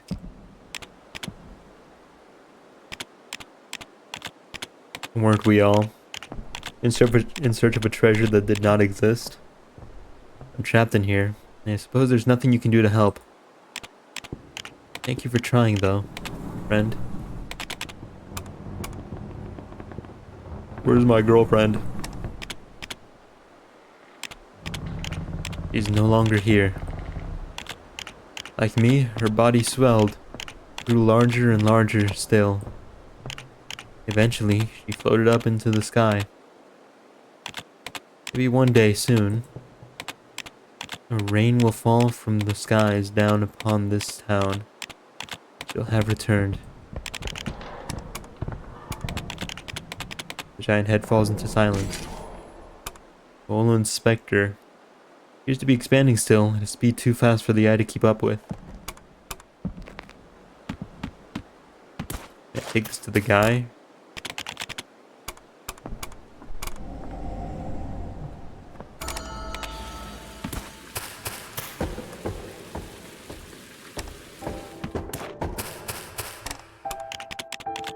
I can.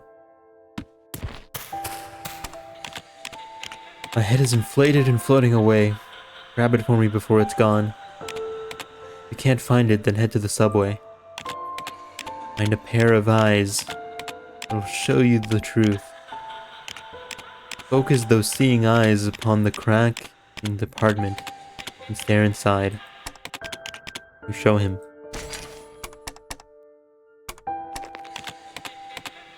You see it then, the girl's head. Don't cry. Grief will make your body swell and expand. For me, it's Frankie from Foster's Home for Imaginary Friends. That's pretty supreme too, not gonna lie. Pristine choices, gentlemen. You've passed the vibe check. You get to live another day. You flew like a balloon high into the heavens, then fell down as sanguine rain. Sanguine rain. Countless amounts of porn of her. I believe it. Amédée. Or how to get rid of it. Amédée went to measure the distance of each time the corpse moved or stretched outward, scanning further and further. It continued to grow, even in death. What kind of monster dick is she getting in that hole? You born witness to the existence of 4 phantoms. The bonfire grants you a reward for your efforts. Ew.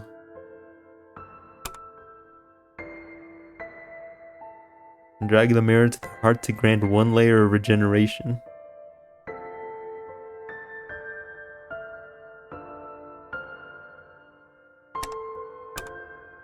Lugmouth. It was the blue guy wrecking her guts, or the basketball one. His name is Blue. I don't remember the basketball one's name. I remember he had a sad backstory though. The ops fucked him up in basketball and tore off his arm. He could have been the GOAT. But his bright future was ripped away from him. He's not Apple. Just another girl who has nothing to do with this. He's crying. Bye-bye.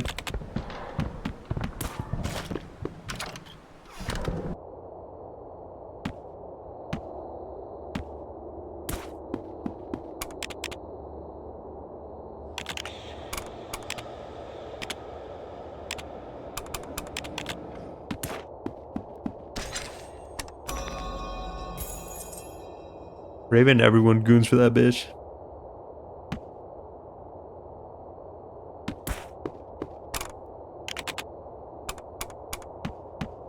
Raven from Teen Titans.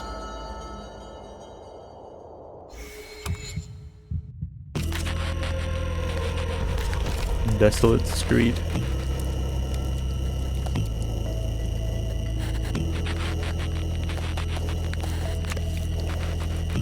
Usually Beast Boy's going horse mode on her yams.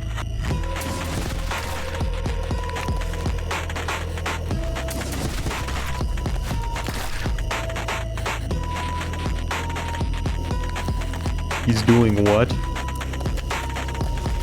To her what? I understood. Don't answer that question.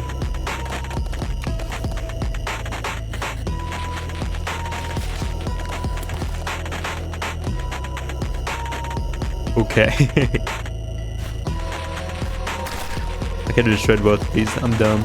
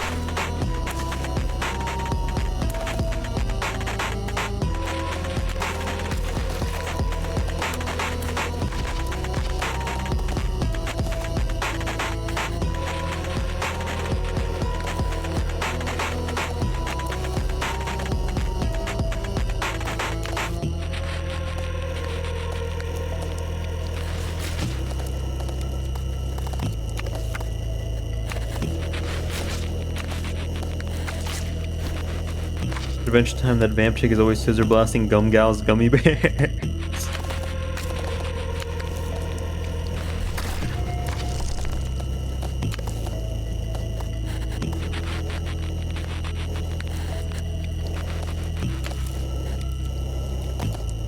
Bum Gal's gummy bears.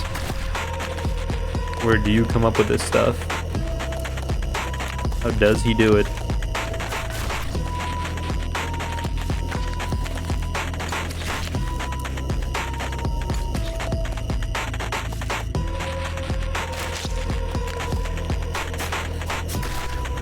Ben 10, well, if the internet taught me anything, there's a reason he's Ben 10.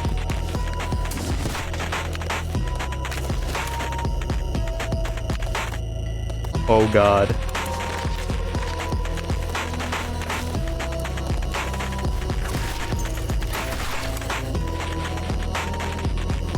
You ever see the Meat Canyon animation for Ben 10? Looking at the clock tower, you notice that its hands aren't moving at all. Perhaps broken. Behold, the great watchtower of time itself, the temporal guardian, the majestic and enchanting clock tower. It's my favorite. Not even ticking though. Come on, move hands, move! Perhaps, and only perhaps, fixing the broken clock tower may result in time flowing as normal in this town. Push the door of the clock tower, but it won't budge. It must be locked. Gotta dig on him like a 40-year-old. His sister's all blown out. His cousin. Huh? Isn't that building where you used to work? Work, work, work. Time skip. They're cousins.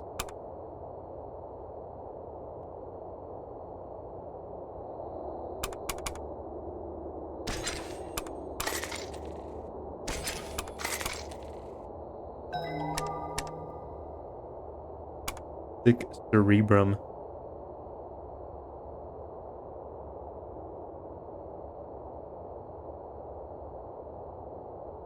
He was damaged, taken back. 3 enemies with the high. Ooh, okay.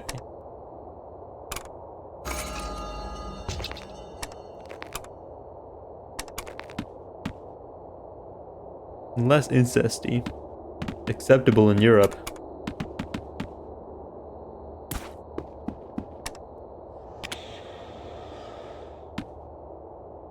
You think Grandpa has hit it? Absolutely not.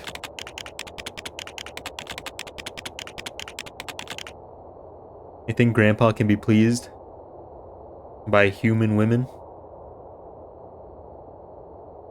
The old man's been all over the galaxy.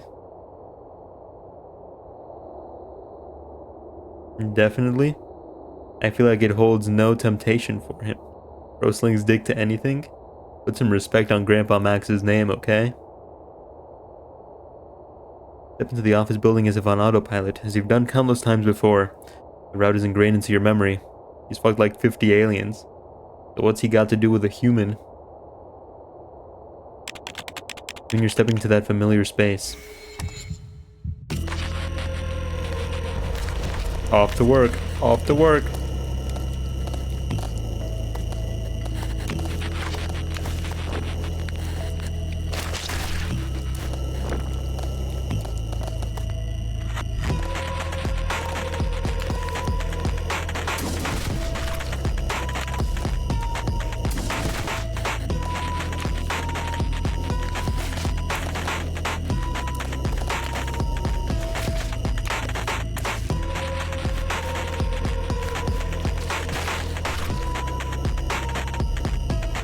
Every now and then you see a lot of porn of those trailer trash girls.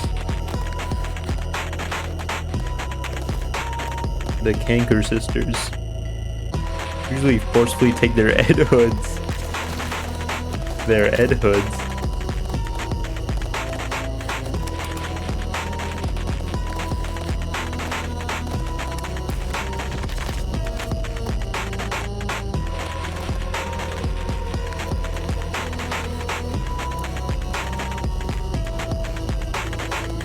Those bitches are down bad. They are, they are. I won't deny it.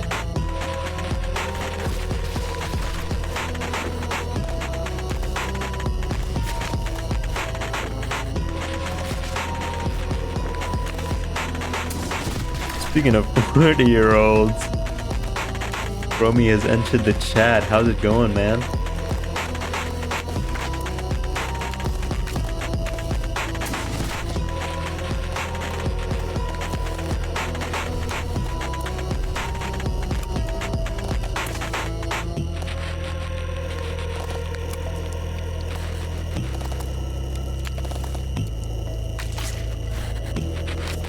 What's slapping? Wait, how's it going, dude? How goes it? The Lord's Day. Does it treat you well? Secret Saturdays. Hated that show. The one where they were like hunting cryptids. I feel like they never hunted cryptids.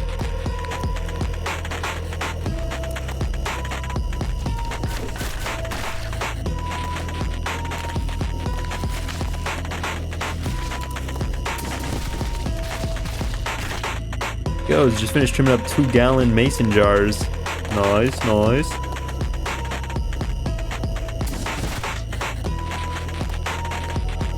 Never seen porn of it, but I'm mentioning Mucha Lucha. It's goated. I know it is. Who do you think you're talking to?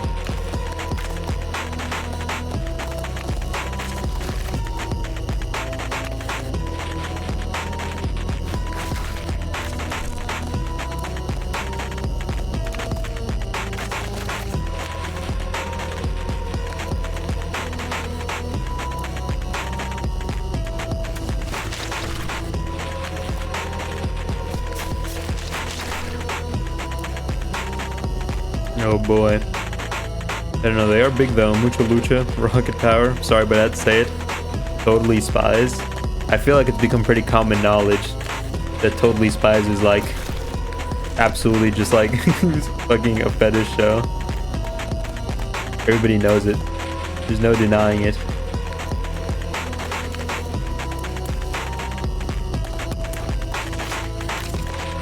The show is secretly porn already? Yeah.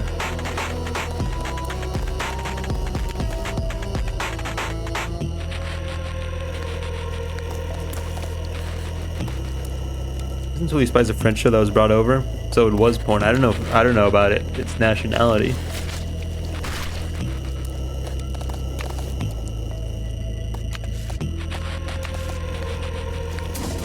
I just know they got freaky and nasty in there.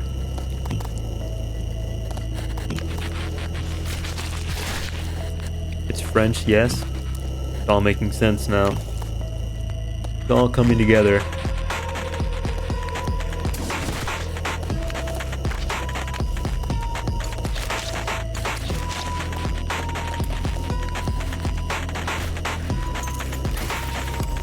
French make the horniest cartoons. Totally Spies is mostly watched by totally guys.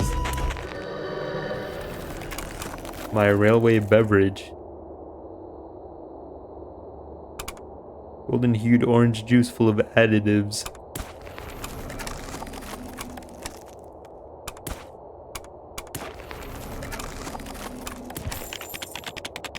Leave the office building and return to the streets. While after leaving the offices, you realize you're gripping something in your hands. Stapler gun.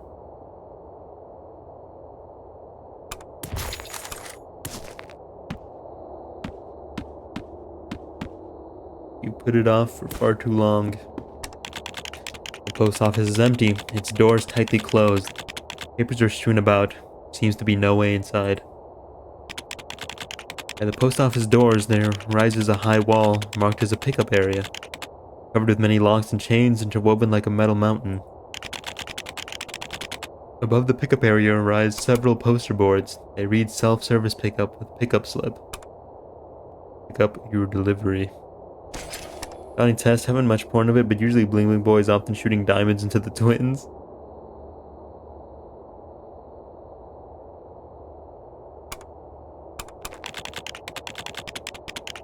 I think you're just inventing new euphemisms at this point. You take out the pickup slip, it shoots out of your hands, flying like an insect and slipping into the mounds of locks covering the wall. 2 small locks click open, falling to the ground. Along with them falls a letter in a pale white envelope. And you pick it up. Apple's letter. Look, Venus has revealed it to you. The tip of the iceberg. You gaze at the familiar envelope. You've never seen it before. But the letter opens its eyes and stares right back. That's all of the 96 shows on CN. Her letter.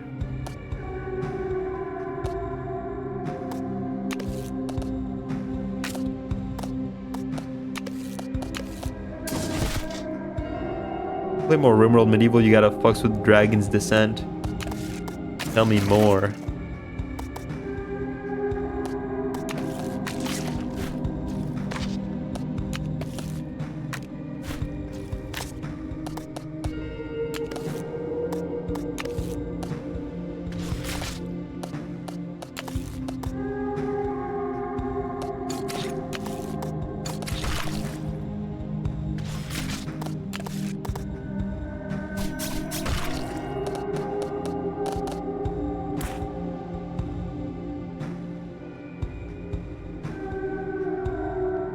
I see.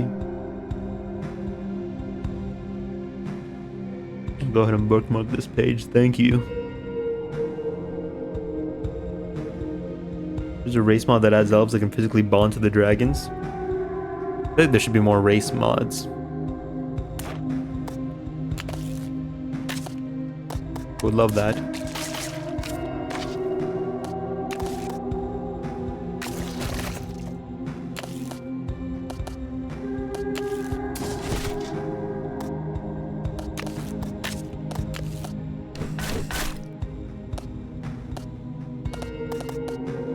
Race mods? And that came off maybe a little wrong.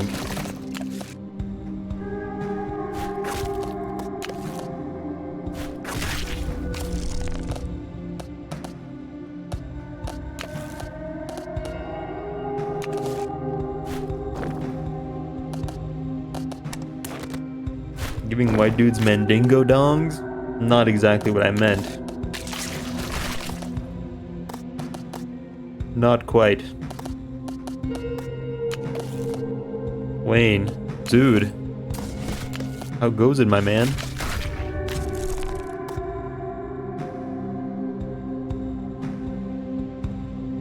Found mods that had a couple of Kenshi races. Like ladies in the house.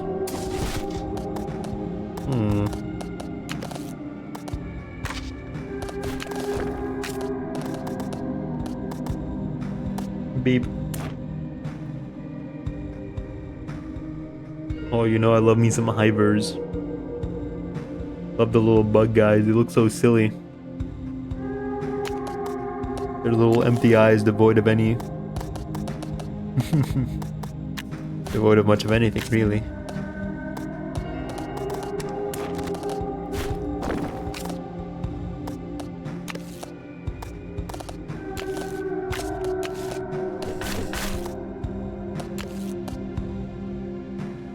To work full day on Saturday and Sunday now. The price of success, I suppose.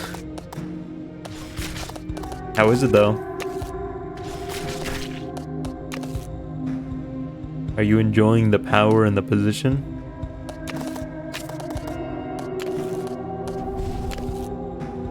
Or is it more blessing than curse? Pretty sure the Hivers mod also adds beak things to the biomes. Never fucking mind, I'm not touching that ever.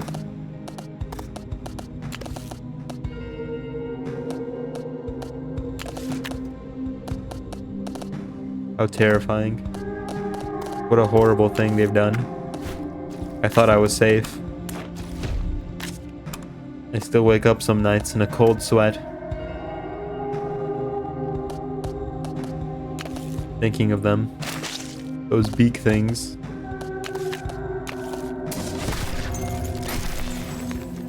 Great, only have to teach and don't have to worry about the paperwork. Nice! All the pros without any of the cons. Worn up letter. Indeed, this is the letter she left for you. But in your struggles against your hallucinations, you tore it into shreds.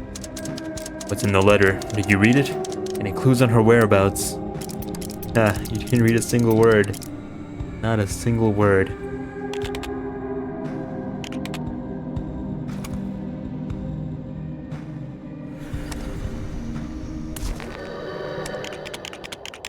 Faced with the torn letter, you're left somewhat bewildered.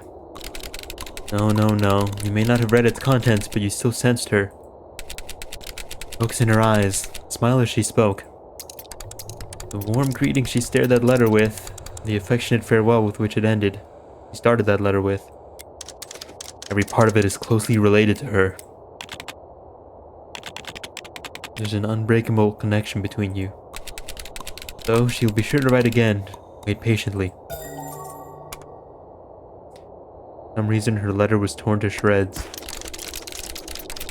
As for the salary, get just a little bit more than my previous one. At least the work got easier, right? Less work, more pay, even if it is just a little bit. Perhaps you could piece them back together. A puzzle. Take these fragmented words and piece them together as inspiration strikes, and then you'll reach a revelation. But why put it together at all? Only shatter it again, and waste your precious time. Oh, that's a long one. Drag to the heart to grant a temporary tourniquet. This immediately restores its value to the heart as HP, then deducts this HP next turn. Two-hand this to turn it into 2 torn papers. Items with 6 temporary tourniquet. Of little use or importance, you can't make out any of the important information on the glued together papers. Living being automatically attacks a random enemy at the start of the turn. This card is not consumed. Oh, that's fucking cool. Infuriate. Effect to a target with bleed to immediately trigger their bleed effect. But I have to agree with logic here. For the first time ever, I think. You know what? Ken was a cool Digimon character. You know what? Ken was a cool Digimon character. Which one was Ken? I don't think I know their names.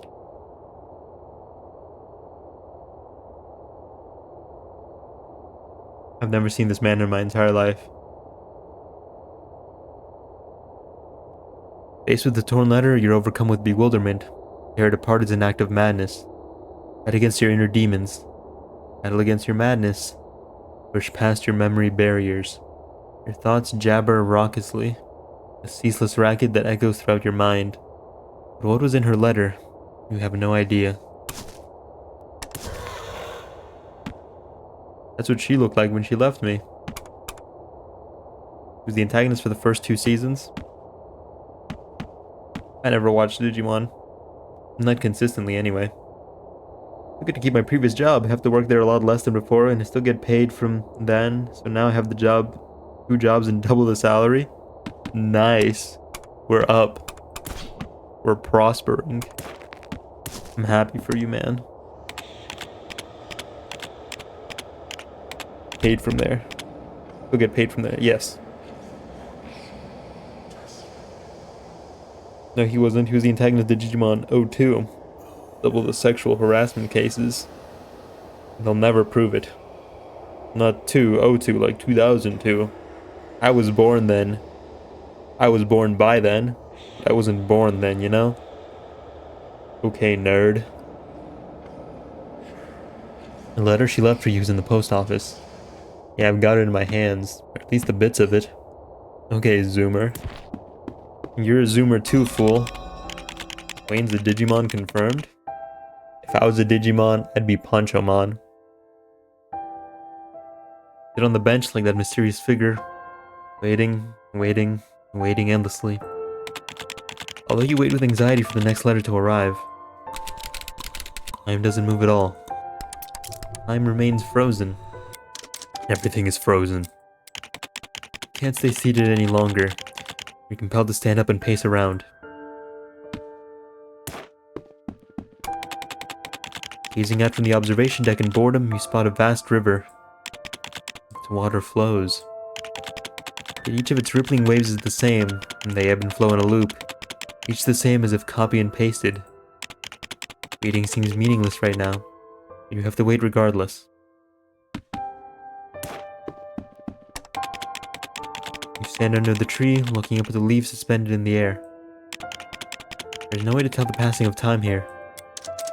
What are we waiting for? Waiting for the rain to stop. Waiting for the dawn. Waiting for Godot. Waiting for tomorrow. Waiting for a letter. Waiting for her. And waiting for a future that never comes. Mystery begins his musings once more. Nothing happens, nobody comes, nobody goes. It's awful. You're a millennial, when were you born?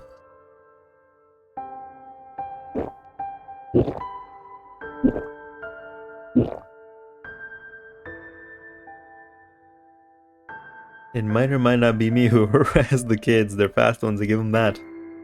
Get them next time, sport.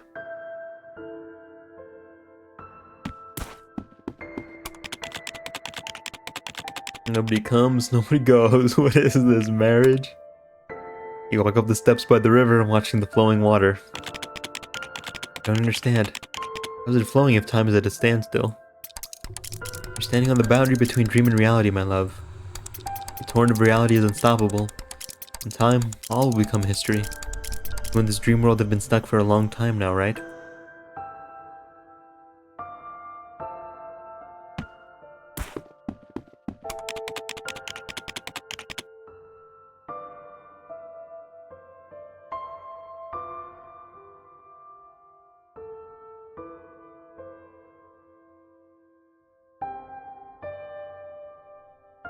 Sit back on the bench, continuing to wait. There's no point in waiting here. Meaningless. Dreams aren't meant to be waited on. If time is at a standstill, then you need to do something. Irritation, annoyance, agitation. As long as you set your mind to it, solutions will surface eventually. Yes, there must be a way. Some way to get time moving again. They're right, you cannot keep waiting. Jump up from the bench suddenly. As you rise to your feet, a metal object suddenly slips from your pocket and clatters down to the ground. Key? The solution was with you this whole time. An old metal key that opens the door to the clock tower.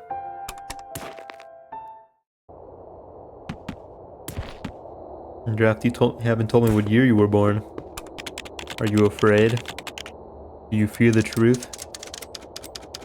He covers his injured face with a hand, head bowed in silence. Melanol. Aren't you like 3 years older than me? Year.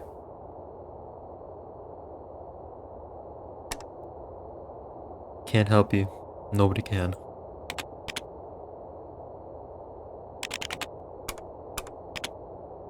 You're at your wit's end, aren't you? That fills me with glee. Like the draft is like 2 years younger than me, even though he calls me geriatric. No, he's only like 3 or 4 years older than me. Which means he's a zoomer.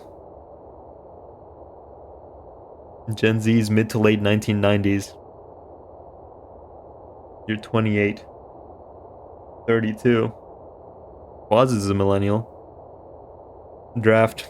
I deem you a zoomer, I'm afraid. You think they would make a game like this but with feet instead? Well, you can actually upload your own pictures. You can upload your own animations. So, if you set your mind to it, the game's already there. You need only feet. That Quaz is younger than me. Yippee! Feet on cola. Yippee! Huh? Is that the clock tower key? No. You don't want to go in there. You should stay well away from the clock tower. The mysterious figure speaks with a desperate tone. Don't go to the clock tower. I tried and it's a mistake. Trust me. Throw that key in the river and forget the idea entirely. All you'll find there is pain. No, waiting is the only choice left to us now.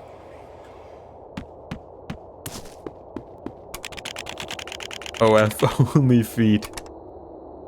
Tell someone's gender by feet alone, no homo. Clock tower door opens with a clunk. I don't know. What if a guy has really feminine feet?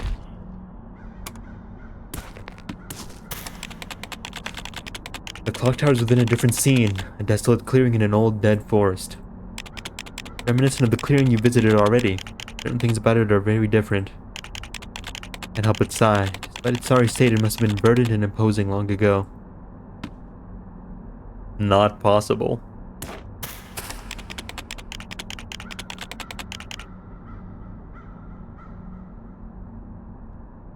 You think femboys have masculine feet? You think they're insecure about such things? You walk straight toward the peculiar playground at the center of the clearing. There's a rundown children's slide structure. It appears weathered and old. Aside from the slide, it's mainly comprised of a small rocket that one can climb into. You find yourself unable to describe it fully. The forest and the clock tower, and now this slide within the forest, all beyond logic. Looking around again, you notice more peculiarities. Among a pile of books to one side of the clearing sits a person wrapped in bandages. His former energetic air is no more. He sits slumped and decrepit, as if all life is drained from him. You can sense it, and you know that he's experiencing the very same pain and torment as you are. Finally here. I'm always here. Always right here. They all left. I'm the only one who remains. Now, I'm the new master of this place. This is the true clearing. This desolate old clearing of yours. Place where real souls reside. Where the real you sits. Where is she? Of course I know. She's at the end of time. Come, break the shackles of time and set me free. Operate the clock console at the center of the forest. Then, you'll be able to find her again. Thanks. The left gate is shrouded in a thick darkness. You can't go through. However, peering through it is quite a bizarre experience indeed. Plant eyes.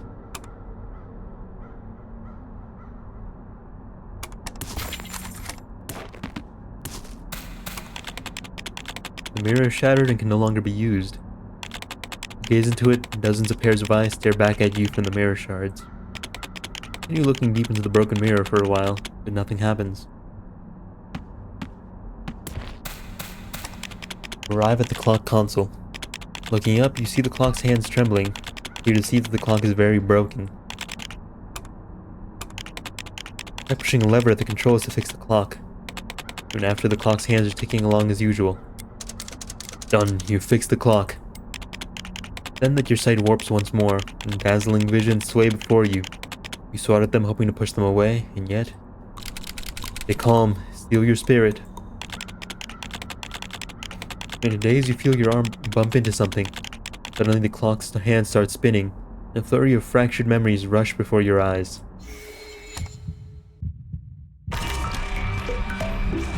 Ooh, I like that.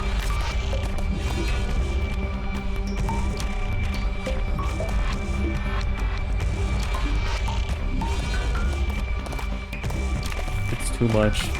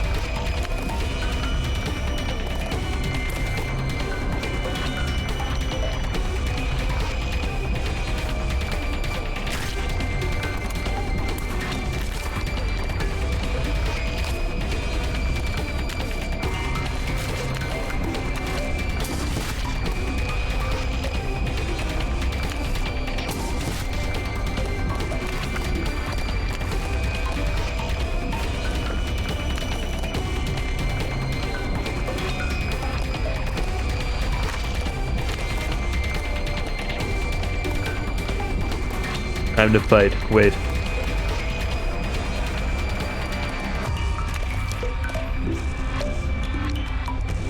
Time to fight the time. Time to fight time.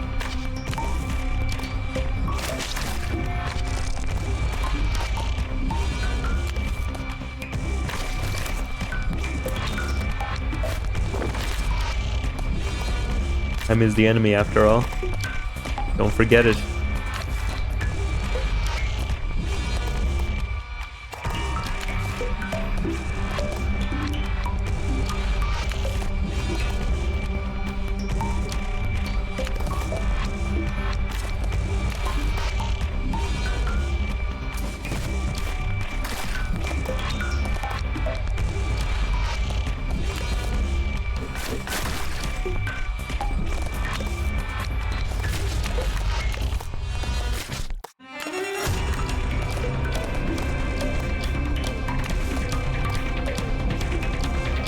Grug.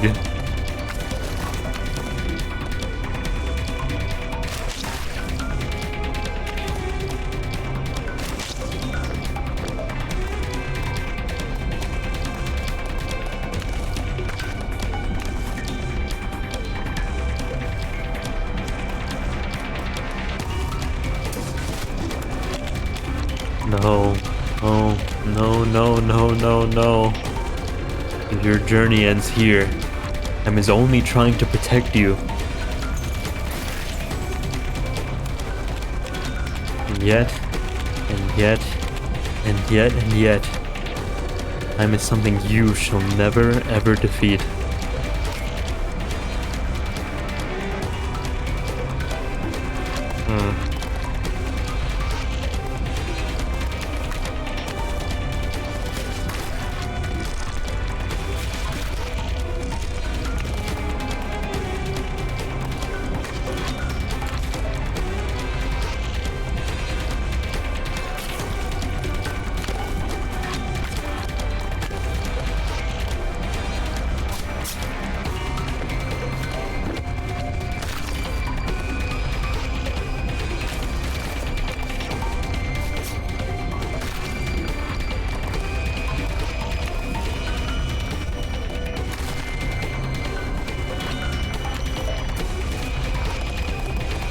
Kind of worked this guy.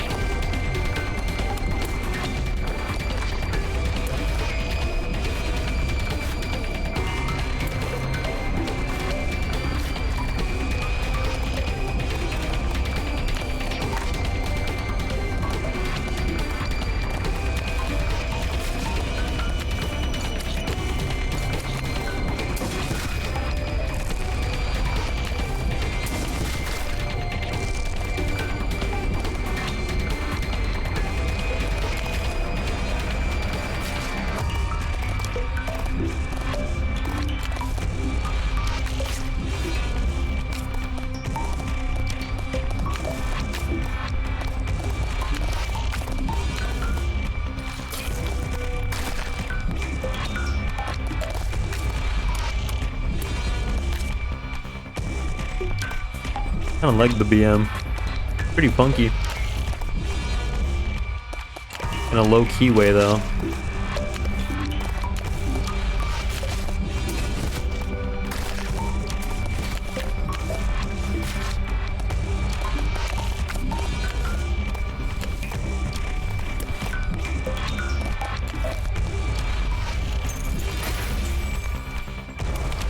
The third phase. The clock hands spin in a frenzy. Final mat throws have begun. Deals 99 damage to the heart at the end of the next turn.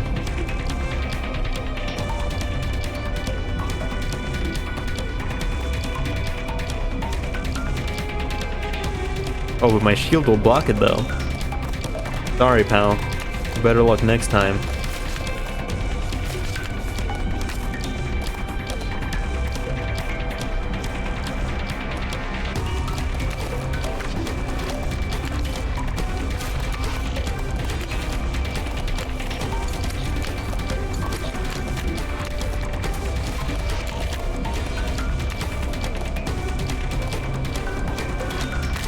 I even pick up 2 shields just to be safe.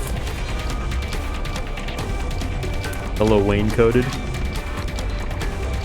And I'm on a fifth punch and second choke slam on my wife and feel my son throw his Ninja Turtle toy at me.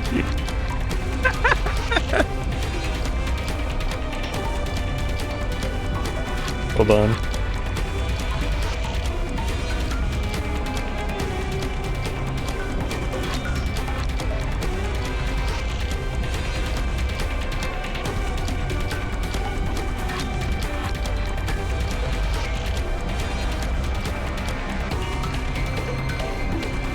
Oh, I'm gonna have to send it in later.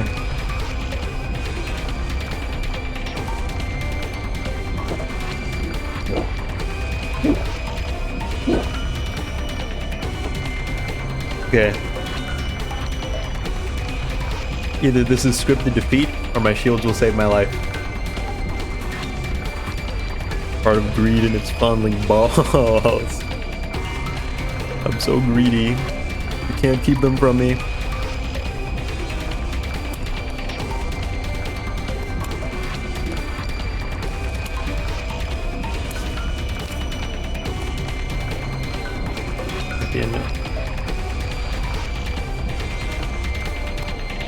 Okay, I guess I get another turn to kick his ass. Works for me. How are you liking the game, man? Dude, I'm fucking loving it. I like the vibes. I like the art. Feels like he had so much fun working on this. And you know what? I'm about it. I'm with it. Tick tock, tick tock. Tick tock. A hand stop and silence falls.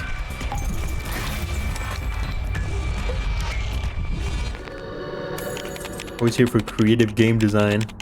Apparently you can also import your own animations.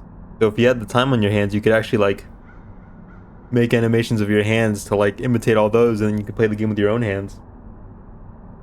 Fragmented memories fade from your mind, but the violent rattling of the clock persists, and then comes a loud noise. I'm on your hands. I'm just so funny. I'm just so hilarious. Please clap. Please laugh. That's how it is. Never forsake who you truly are. Vanished figure disappears, the console is destroyed, and the clock is stuck at another point in time. The entire clearing is enveloped in a blood-red shimmer. In the woods, the huge antler phantom raises its head and fixes you in its cold gaze. You're the woods of sickness. What's crack-a-lackin', man? Approach the antler phantom. It never seemed quite so massive and majestic as it does now. It now stares with compassion in its eyes. Finally, you've found this place. Time has been shattered and disaster has struck. Oh, I like the sirens in the background. You've made a grave mistake, one that cannot be undone. About to turn into feet, just as before. Chaotic and fragmented dreams, you wake up.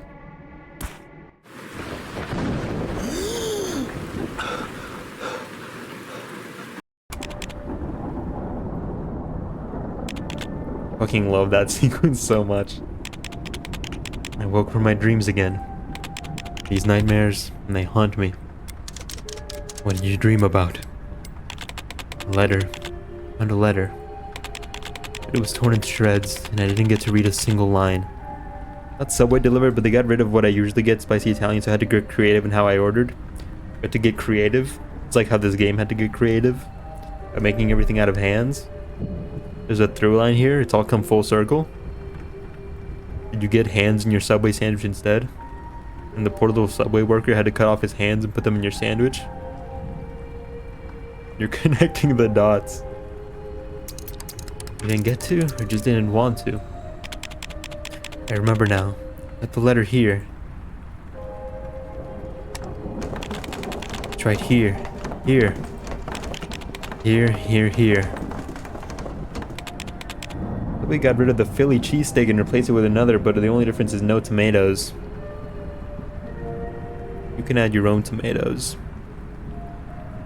There's a silver lining, I suppose. They're trying to penny pinch tomatoes, they're almost done, though. That's true.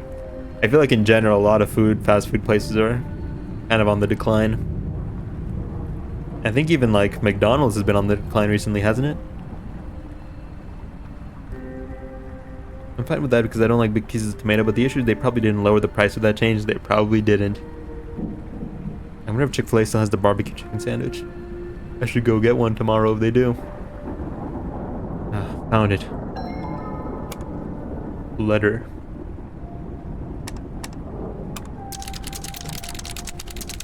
The letter describes her departure, her regret. The letter describes her final request to you. The letter describes her emptiness within and her hatred. I think we gotta think about logic or action here. Officer behind protagonist drawing his weapon. Show me your hands, you fool. Played right into my hands.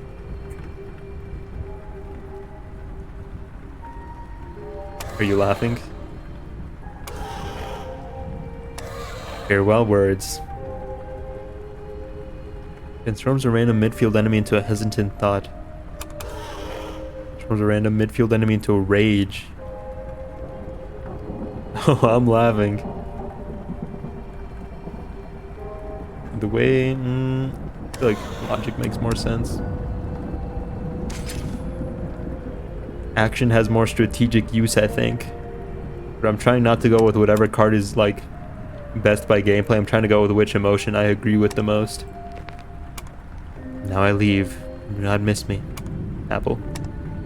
I feel like you could have left that in a sticky note on the fridge, really. I didn't need a whole envelope. Wait, I've just noticed. Is Logic Discord mod? Is he? So... I think he's just at a bad angle, you know? It's an unflattering angle. Letter you threw away. A letter concerning her. Will you read over it again? No. Read it many times already. Her departure left an endless pain within you.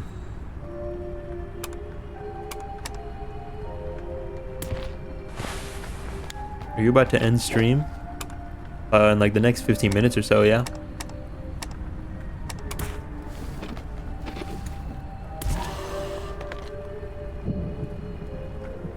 Age restricted video. Oops, I deleted chat. Sorry, hold on. Don't say anything. I can't read you. I can't see you. Don't say it. Don't say it. Don't say it. Don't do anything. Stop. Freeze. Don't move. Don't type. Okay, I'm back. Here you go, buddy. Alright, that video is age restricted.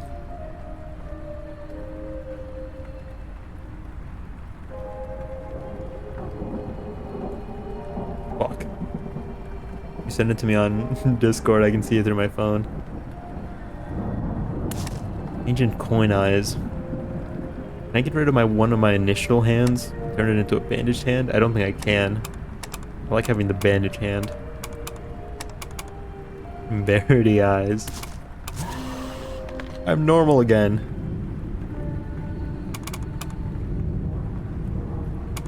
Yippee! I forgot I got this thing. Disgusting. What a disgusting little creature I've become. Watch it on stream, go on.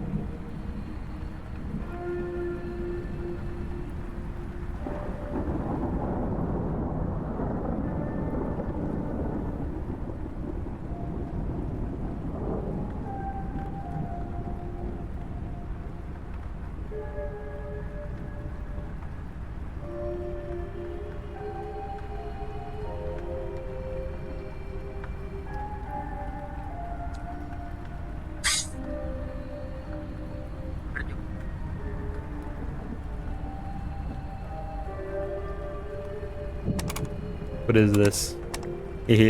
I hate this. Alright, I'll go back to my... What was I?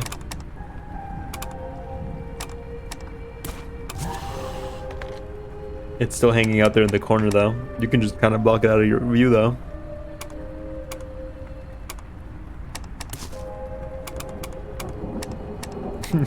What a disgusting thing. The Junji Ito thing. The slug.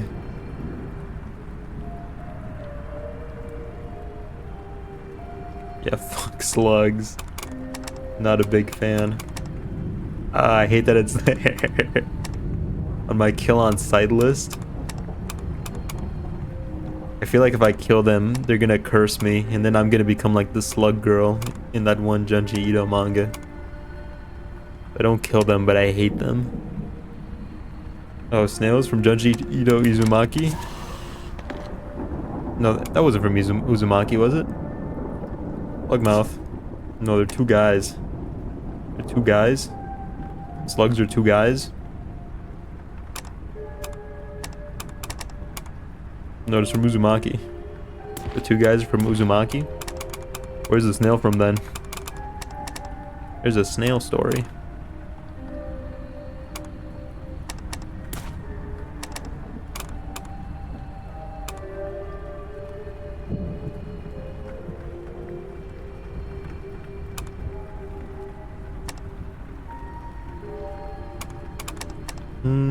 I think coin eyes are still the best.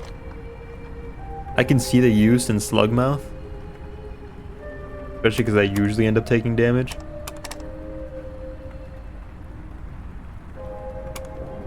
We'll stay with Slugmouth for a bit. We'll be freaky. We'll be freaky little creatures.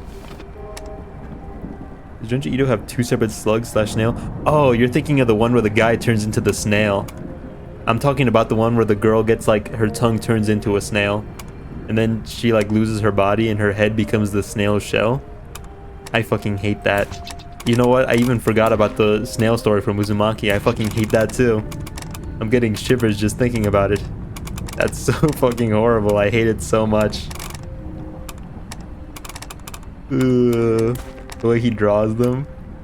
The way their expressions look. Don't they fuck too?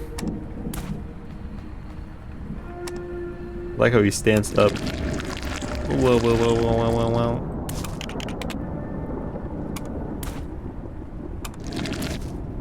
Never saw the one with the girl. They're both horrible. I hate them so much. Not this one. I hate it. Oh, that gives me the heebie-jeebies. Ever seen those slugs with the parasite eyes? Yeah. Hate that. Got on a spider today. He was a big one. There's a spider that hangs out like over like my bathroom door. So when I step into my bathroom and I look up, he's there. I don't kill spiders on sight because I think spiders are my friends. But I fear that one day he might drop on me like a drop bear and I'll be forced to slay him. I fear that he might mistake my kindness for weakness. Loki will bless you, surely. That's sung by a wasp in moving furniture, so I pissed on him. On the wasp?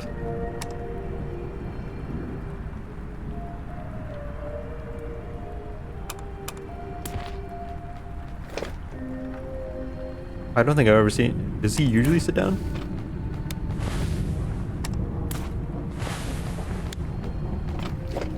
Oh, I guess he does.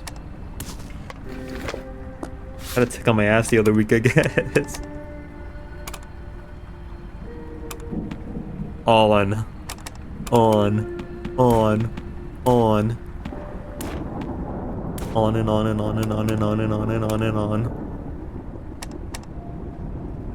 Dog hand. Head hand. Bone hand. Other bone hand. Alien hand. Tentacle hand. Oh, new torture idea. New torture idea just dropped.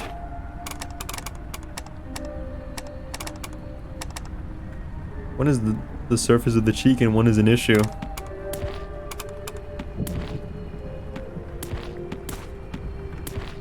I wouldn't want one in either. I forgot I got a gun. Should have put that in my deck. I got the girl gun. Open your urethra with forceps and pour 25 ticks down it. Imagine that. Rather not. Haha, no thanks.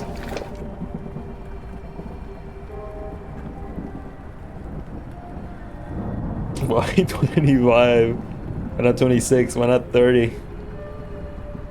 Go for broke at that point. Why settle for 25? 25 might even be too many. I think one would wreak havoc all by itself. 25, most of them would just starve. What about 5 really big ones? Listen, okay? 5 good, hardworking, loyal, experienced ticks will always outperform 25 rookie ticks, okay? Quality over quantity. Don't skimp out on your ticks. Enough to block your urethra, but not too many where you can't piss at all. Red-blooded American ticks. Oh wait, hold on. Let me not get spoiled by the achievements. You're getting the insider information right now, Draft. You're writing this down. Experiences with chicks? I have little bumps there and it pisses me off. Oh. This guy's so cozy looking. I want to be wrapped up in bandages wearing my robe. Low-key, I don't think I would mind living in a circular shaped room. This looks cool as fuck. Want to hear my favorite bug? Yeah, go for it. I like that stupid little pink praying mantis. Favorite bug.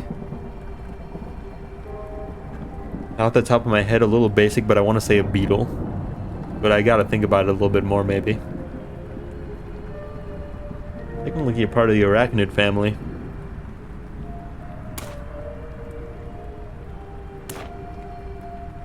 Ugh. Sounds like a slur.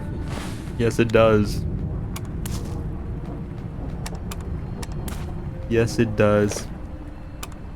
I like how he like moves the carpet a little bit, or the rug. He steps on it.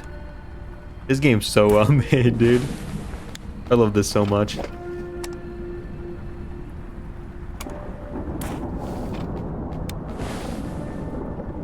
Turns on his little lamp when he gets into bed.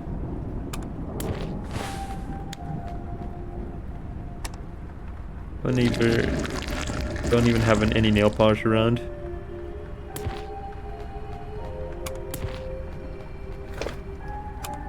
I can't do it, I'm sorry. I don't know if we get those over here. He's not even saying it. My mind won't allow me to say it, I'm sorry. I'm not strong enough. I know your intent, and it's poisoned the word. You've poisoned the word.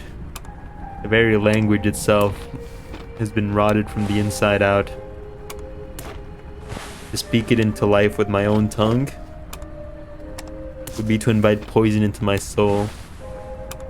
I simply cannot. I'm sorry.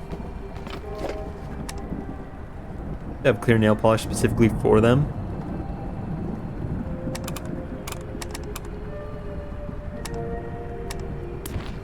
I don't think I've ever had to deal with them. That would take though for sure. Okay, that's how my friend.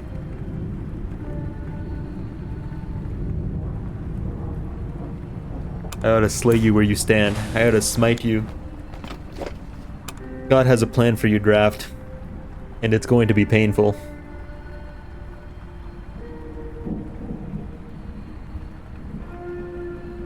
Okay. I don't like pain. They're not hard to kill, just annoying. You cover the spot in nail polish and it suffocates it. I like tickles. You need to tickle me instead. You're gonna have to take that up with him, I think. I'm just the messenger.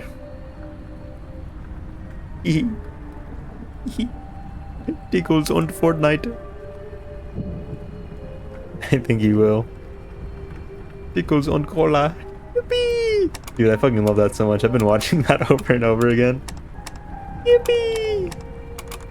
Alright, we'll be back to this tomorrow. Maybe we'll take a break tomorrow, who knows?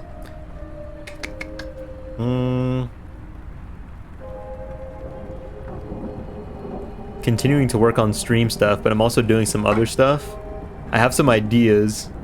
the Baldur's Gate 3 playthrough. It's starting to become a very big production. I'm not sure how much of it will come to pass actually, like in the finalized version of the playthrough. But there's some things I'd really like to try, so that probably won't be till next month at the earliest. No, you won't tomorrow. You'll be giving me all your money. Let me check my schedule. Hold on. Here's my schedule. Are you gonna play with a friend or by yourself? I'll probably just play it by myself. Oh, my phone's at 3.8 battery. Never mind. When are you gonna play with Clay? I don't know if I'll do that on stream. I have to do a whole new setup for that. I have to like get a camera to like pan down and then you won't see my face. Man, maybe we will. Maybe we will. I want to take my time and practice with it though. If I do it on stream, I'm gonna feel the need to like do things, you know? Like I gotta do something. I gotta do something funny. I gotta do something. I gotta make a dick out of Clay. But like if I'm just doing it by myself, I'm like, okay, I can take my time and learn. Yippee! Make a pee-pee? The masculine urge. Make peepees. Yeah, I'll probably just play it by myself though. The prospect of a Baldur's Gate 3 playthrough is a very big time investment that I'm not willing to burden other people with. And it also lets me keep my party open for other fun things. And it also lets me do annoying RP without annoying other people. Except for you. But you're here willingly, so it's okay.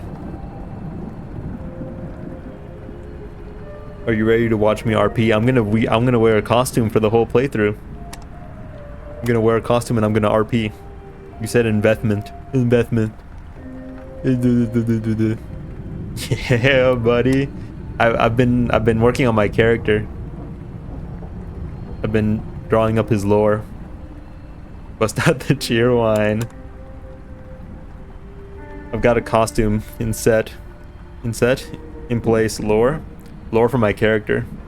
I was thinking about doing this thing where you guys voted on like what the character would be like, but I was like, I think I just want to like make a good solid character and just roleplay that for the whole thing. I will be playing on honor mode, so more than likely this character won't see the end of the game. 3-hour lore stream? No. You'll find out his lore naturally as it comes along, you know?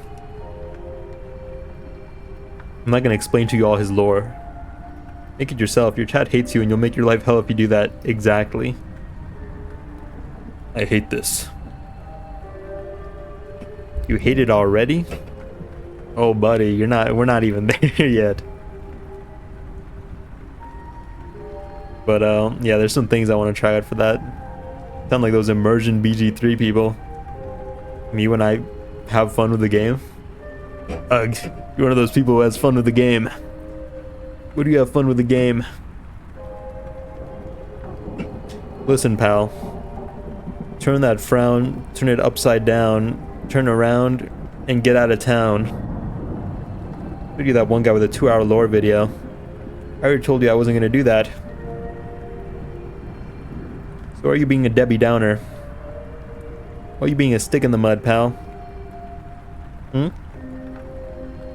Why are you doing this to yourself? Fingers, fingers, fingers, fingers. Look at my fingers. Pay attention. Listen to my voice. Wayne. Zood. Did you just finger us? You should jingle keys. Where are my keys? I think they're in my pants. I'm wearing pajamas right now. I am wearing pants though. I don't know if jingling keys will pick up. No, it'll pick up on stream if I talk. I should keep my keys on hand. You just finger us? That's for you to decide, okay? I can't decide that for you. Same fucking fit every stream. Yeah, it's my fucking pajamas. I got my hoodie on and my white baggy tee. Scooby-Doo ass streamer. You hate to see a man be cozy and comfy in the confines of his own home. There's so much hate in your heart.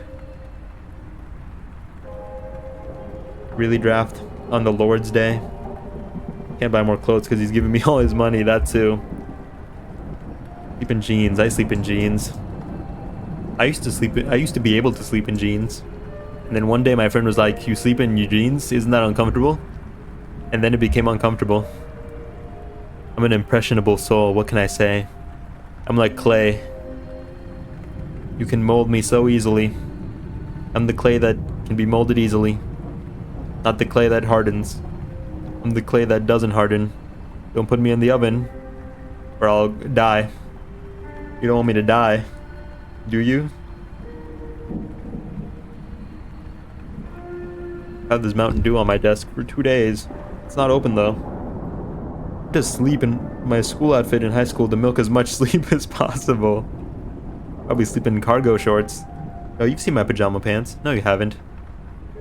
No, you have. I sleep in pajama pants so that I can be comfy and cozy. I don't sleep with the hoodie on though. I just put this on at night because I have the fan on so the room doesn't get hot because of the PC.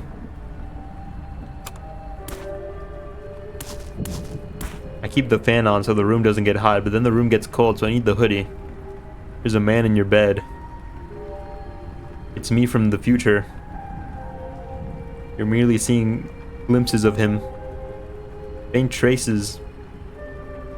You must be really in tune with the temporal flow to see him there.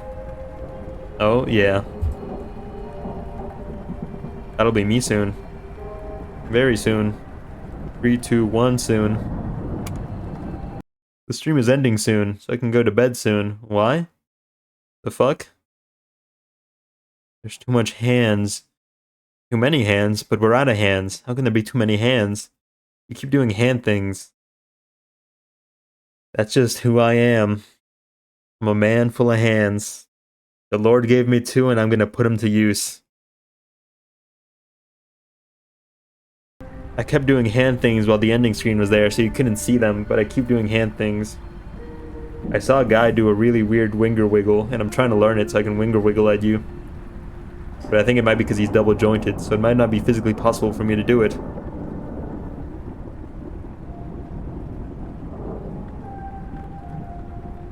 He was like, "No, don't do that." Oh, I'm kind of doing it a little bit. I'm doing it a little bit. Need practice. I'll finger wiggle at you one day. One day, one day, one day. Not today. I'm going to sleep today. But I'll be back tomorrow. I hope to see you here. We might play this game again, or we might not. I can't tell the future. I'm not in sync with the temporal flow like Draft is. So I can't tell. I'm sorry. But I will be here tomorrow. I know that much. No, I don't. I might get hit by a car. You never know. Okay, bye-bye.